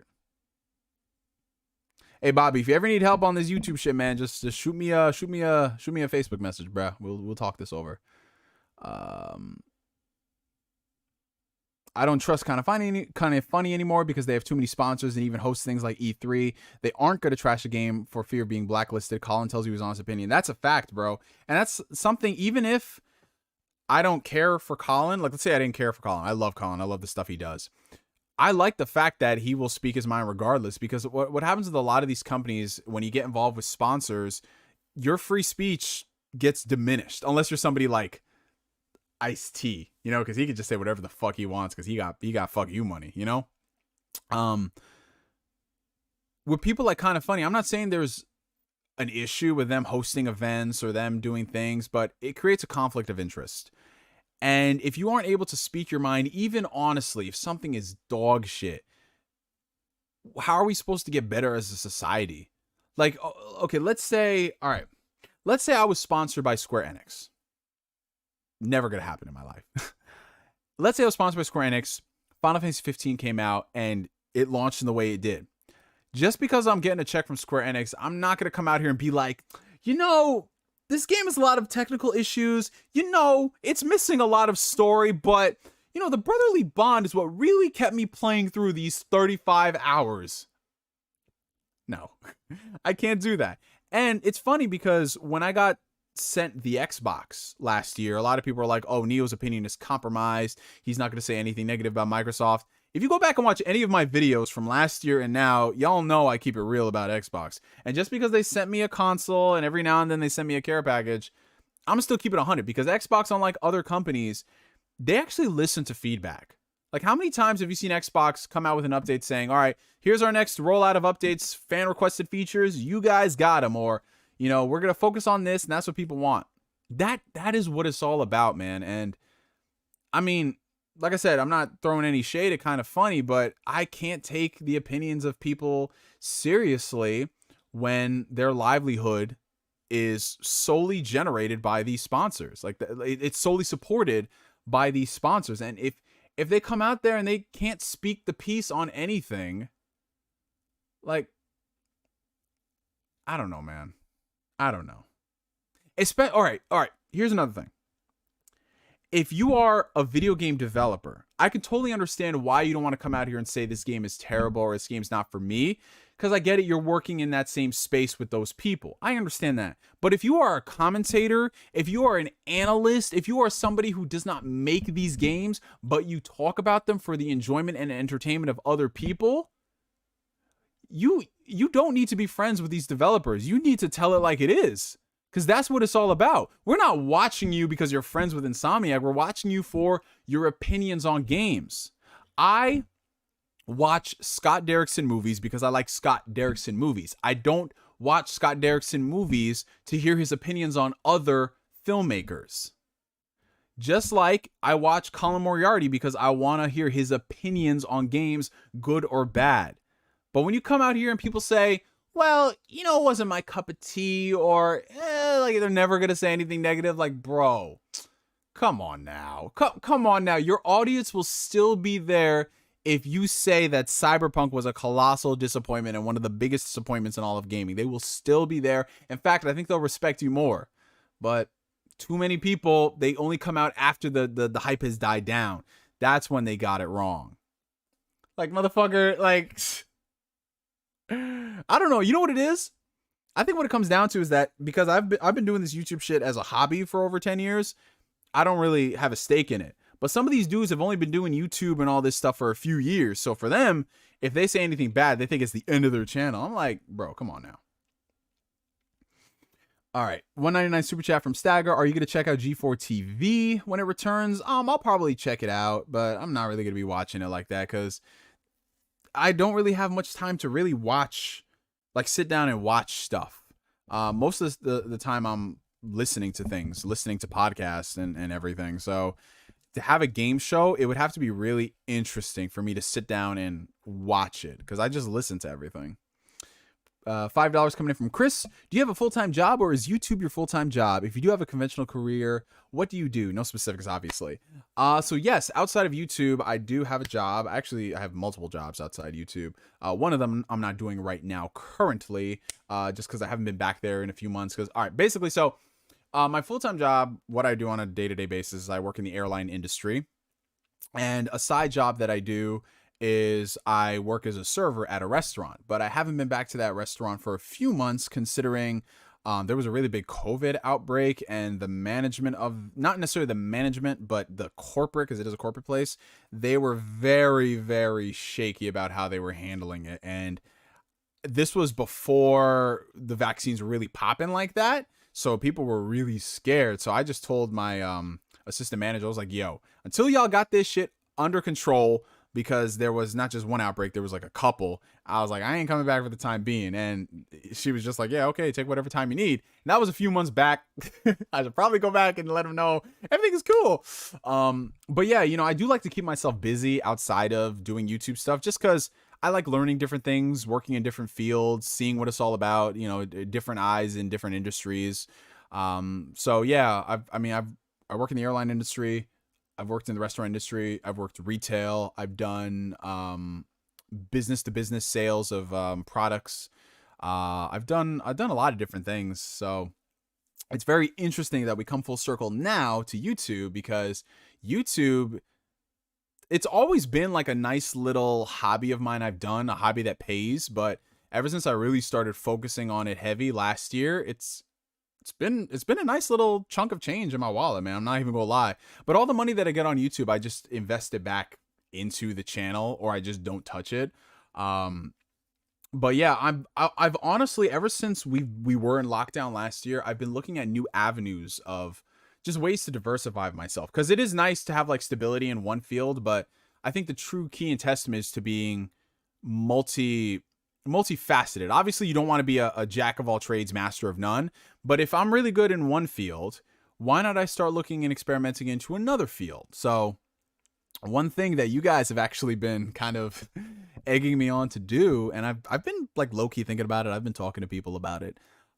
I've been thinking about getting into commercial voiceover. So voice acting, whether that's on anime, on video games, audiobook narrations, a bunch of different things. That's been in the back of my mind for the better part of a year, and every other day I get a compliment from somebody about my voice and how I speak and how I tell a story and all of those things. So I was thinking, why not? So I've been thinking about converting this little walk-in closet of mine into a mini booth, like sound treat it, get a professional microphone and set up in there, because it's got really nice dimensions, and then start acting, you know, like take a couple of classes, some workshops, and then shoot my shot, man. Because that's honestly what it is at the end of the day, man. It's just shooting your shot, and if you don't make it, you don't make it, but at least you tried. So I'll see about that voice acting thing, because it never really dawned on me to do it. I mean, I always loved like cartoons and shit growing up,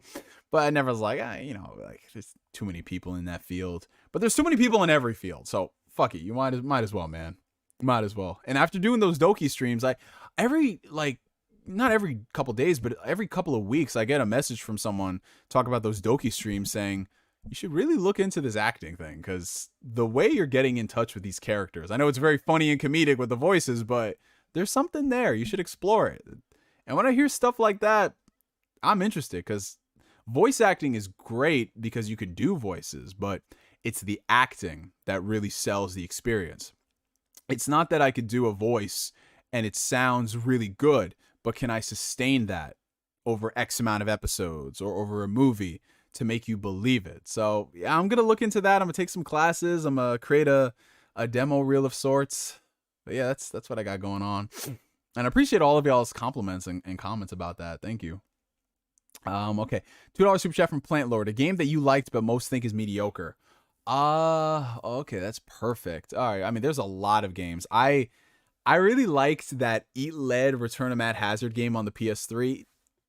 Terrible game by design standards and all that, and most people only played it for the trophies, but there was something so like dumb fun about Eat Lead. So that's a good example. I mean, there's a lot of games out there, y'all, especially, oh my god, especially growing up back in the day on the Super Nintendo, on the PS2, like there's a shit ton of games like that. There's just like dumb fun, man. Dumb fun. Let's see. All right, so a few more questions. Oh, Doki Doki stream, bro, Bobby, go into that shit blind. Don't look up anything about that game. Just go into it blind. Trust me. Yeah, Sora is in Smash, Paige. Let's see. Hey Neo, I'm bulking now that summer is gone. What weight do you usually stop your bulking phase at? So Devon, it's gonna differ from person to person. Obviously, we're not all the same. Some people are tall, some people are short. So for me, I usually, if I am bulking, I usually stop around the 225, 230 range, because that's when I usually start getting really fluffy. And by fluffy, I mean I can see it when I put shirts on. So I'm 6'3". Right now I'm 223, which for me, I'm starting to get into that fluffy territory. I had a fun summer. I had a Chris, like a hot Chris summer. That's what I had, bro. So I didn't really worry too much about taking my shirt off like that. And now I'm basically what is like at the end of a bulk. And that is not very good because I normally bulk in the winters. So I didn't care much over the course of the summer, and I gained 10 pounds. Which to me, if you look at 10 pounds, it's not a big deal. But mentally, I feel it. So I'm at 223 right now. I'm going to cut for the next month or so. I just want to drop 10 pounds. It'll be very slow. And then I'll start slowly bulking correctly. But for me, I always stop at like 225, 230. Because anything more than that, I start losing my endurance and I don't feel that great, you know? But yeah, if you're like 5'5", obviously you don't need to be at 230, you know? And honestly, bulking, what it comes down to is how do you personally feel and how do you look? Because if I were to, like, let's just say become the leanest I've ever been, eliminate all types of body fat, and then if I bulked to 230 the right way, I would look very different than now. I would look better than now. But I don't really want to get that hella lean because when you're doing this shit naturally, being hella lean is not fun. You're hungry all the time. You have no energy. It's not good. Neo should be hooping. Bro, every now and then I do a pickup game. Nothing too crazy because most of my boys, they ain't around. Well, most of my boys, they've either moved out of state or they've moved deep in the city. And then it comes down to like coordinating times. And then there's the commuting as well. That's a problem because they live out there. I don't live in the city. I live like 40 minutes outside. So there's like, honestly, I think what it comes down to is if there were no tolls in New York, I would be driving everywhere because the tolls are what really stop it. Tolls and just transportation in general.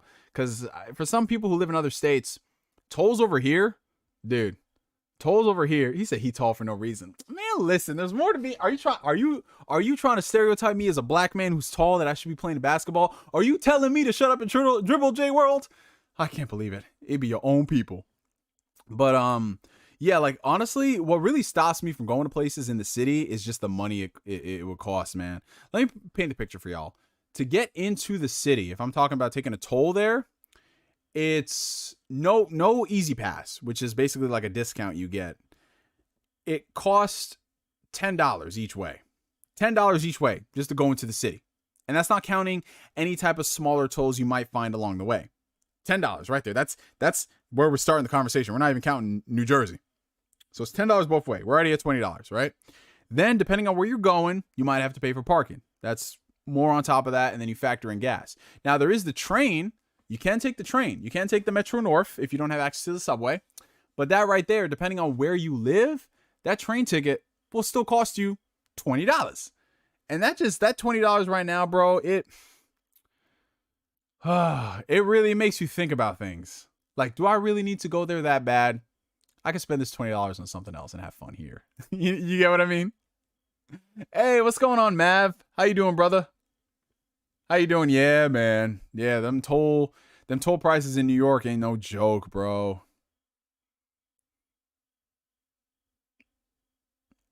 But yeah, every now and then I do play basketball. I mean, the last time I have not played ball all pandemic, but last time I played was like 2019. I went to my boy's gym and we just played a game. Well, see, but that's the thing though. You can take the bus, but that's like hours, bro.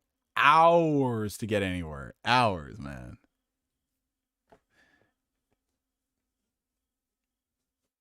All right. I said we were going to go just a few more questions, but we'll go another 10 minutes. We'll go 10 minutes for tonight. We'll go 10 minutes. What makes Yu Yu Hakusho your favorite anime?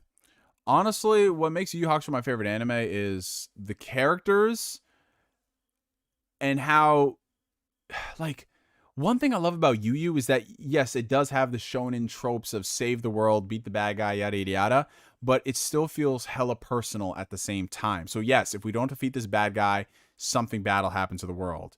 But that's more of just a backdrop to explain the characters and their own personal struggles, like Yusuke and figuring out his purpose in life, what he's meant to do versus what people should tell him to do. I love that a lot. I love just a lot of the commentary that goes on in Yu Yu Hakusho, humanity and what that means, humanity versus demons, and how things are not necessarily black and white. So much about Yu Yu Hakusho, man. So much of it. And so much of it's tied into Yusuke and his character development. Yusuke has got some of the best character development of all time. Like, Yusuke is that type of character where if I was in an anime and I'd want a story, like to like live a story. Because everyone wants to be Goku. Everyone wants to be Naruto. All that stuff. But honestly, Yusuke's story is so much more interesting. So much more interesting. So much more personal. I think you can relate to that. Because Naruto, outside of the whole, I was alone, that shit, I was alone, never give up. Like, that shit goes out the window very fast. But Yusuke, one thing I love about Yusuke is that he doesn't try to preach anything to you. He doesn't try to preach friendship. He doesn't try to preach, I'm the greater good. He's just this, bro, Yusuke would let the world burn if he could watch his WWE match. That's the type of character Yusuke is, and I love it because that's a lot of us. There's nothing noble about Yusuke and how he has to be the best for humanity. He's like, when humanity turned, well, not humanity, but when the spirit world turned their back on Yusuke, he's like, well, fuck y'all too. I don't care. Like, that's the shit that I love, because you don't really see that a lot in anime. You don't. You really don't, man. So that's part of the reason why I do love Yu Yu Hakusho a lot, because it's just, I know it's done to death in terms of the term, but it's very real and it is very relatable. Did you watch Yasuke on Netflix? I never got around to it, bro. No, that's a lie. I watched the first episode and I never finished it. I need to, though. Fellow Yu Yu Hakusho fan right here. I'm telling you, Yu Yu Hakusho, it's the fucking goat, y'all.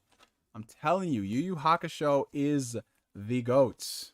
It will forever be the GOAT. They still have not made a shonen anime that even comes close to what they did with Yu Yu Hakusho, man. Everything now is just derivative. And that's not a problem, because sometimes you can get some good derivative stuff. But Yu Yu Hakusho was so fucking fresh. It's still fresh, man. I watched it this year and it still holds up. And I thought it was nostalgia, but no, it still holds up. Oh nah, these aren't cards, NKDN. These aren't cards. These are Blu-rays. See? I know they look like cards because of the style. But nah, they're Blu-rays.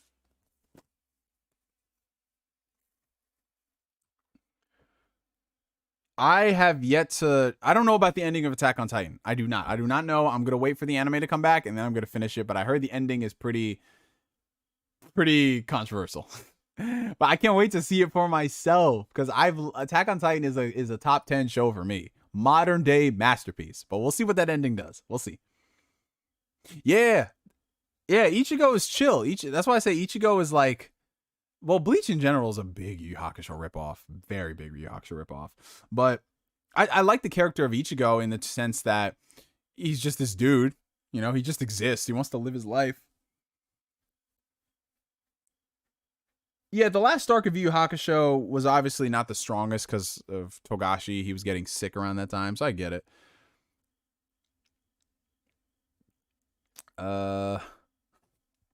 Where does My Hero Academia rank for you? It's a pretty good show. I like it, but honestly, My Heroes is kind of that series where I like certain aspects about it and certain pieces rather than the entirety of the show. Like, I enjoy it. It's a fun show to watch, but I'm not going to be running back and rewatching My Hero all the time. You know what I'm saying? Because I just don't like Deku as a character. I just don't. Like, yeah, I get what they're going for with him, but man, it takes too fucking long. Get to the fucking point. Like, come on, man. Like, first episode of Yu Yu Hakusho, this nigga is dead. That's an intro. But all these other shows, it's like this slow burn build up to making them a great character, and in a lot of cases they don't end up becoming a great character. Neo, the Batman plot is supposed to be about the Riddler killing the rich people in Gotham, and even Bruce Wayne, because he wants Batman to see how corrupt the city really is. What are your thoughts on this? That sounds about right for what I thought they were going for, because obviously, like, if you look at some of the stuff that's hidden around in the trailers, it looks like it's definitely going to be heavy on the corruption angle in Gotham, and to show the world for what it truly is definitely something that a lot of clever villains would do. Rather than destroying the world, they just put it on full display, which I'm perfectly fine with that story. I think it's interesting. And there's been a lot of stories as of late involving the Waynes and their potential involvement in the corruption of Gotham. The Telltale game told that story in its first season. It was really well done too. A few more questions. What franchises would you love to see back in gaming? For me, it's Jak and Daxter, Splinter Cell, and Ape Escape. Oh, all three of them, bro. Especially Splinter Cell. I don't know if I want another Splinter Cell under this current Ubisoft, but we'll see. Maybe if they license it out to someone.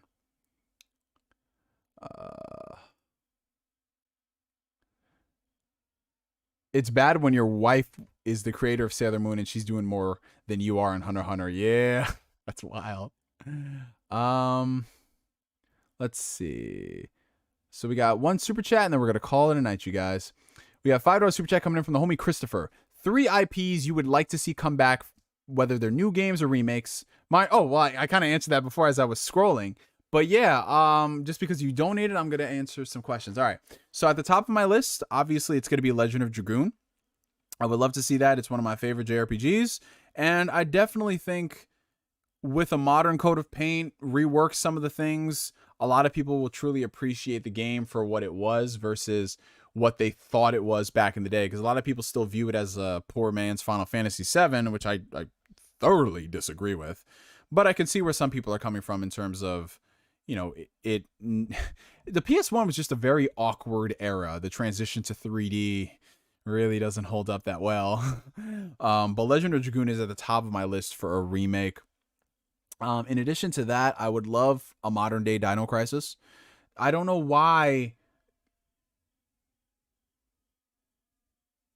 my neighbors are having a fucking party outside, man. They loud as shit too.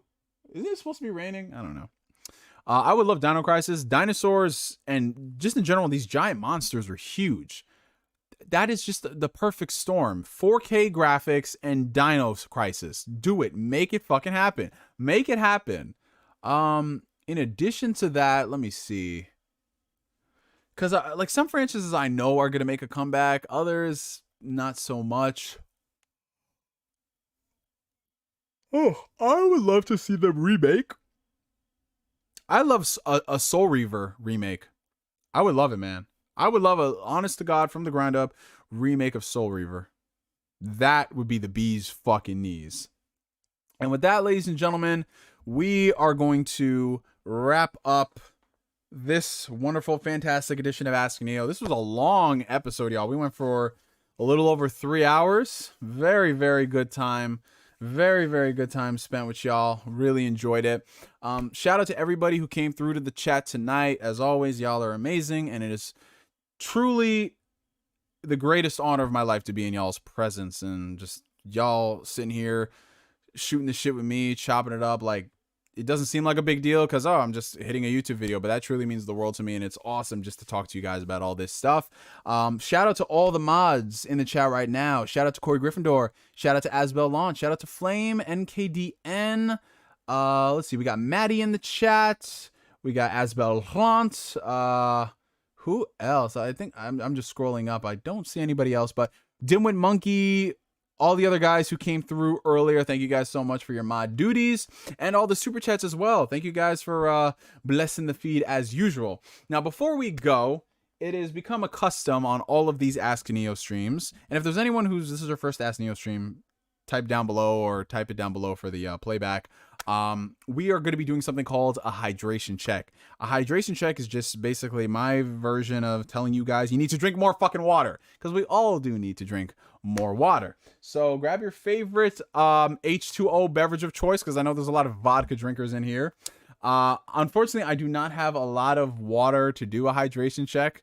This thing was full at the beginning of the podcast, and as y'all can see, I talk a lot, so the water goes pretty quick. So this is going to be a week. This is going to be a very weak. Hey, listen, man. 1 out of 5 men have troubles performing. And this is me with my hydration check. So, yeah, we're going to do our little hydration check on the count of 3. On the count of 1. 3, 2, 1. I can actually count. Hydration. Look at that. We are fucking hydrated like no tomorrow, y'all. First Neo stream, but love your content. Oh, appreciate that, Hidden Leaf. And Christopher, too. Thank you guys so much for the support. That is awesome, you guys. Hidden Leaf. Now, that's what I'm talking about. Yeah. No, that's not what I'm talking about. No, Hidden Leaf.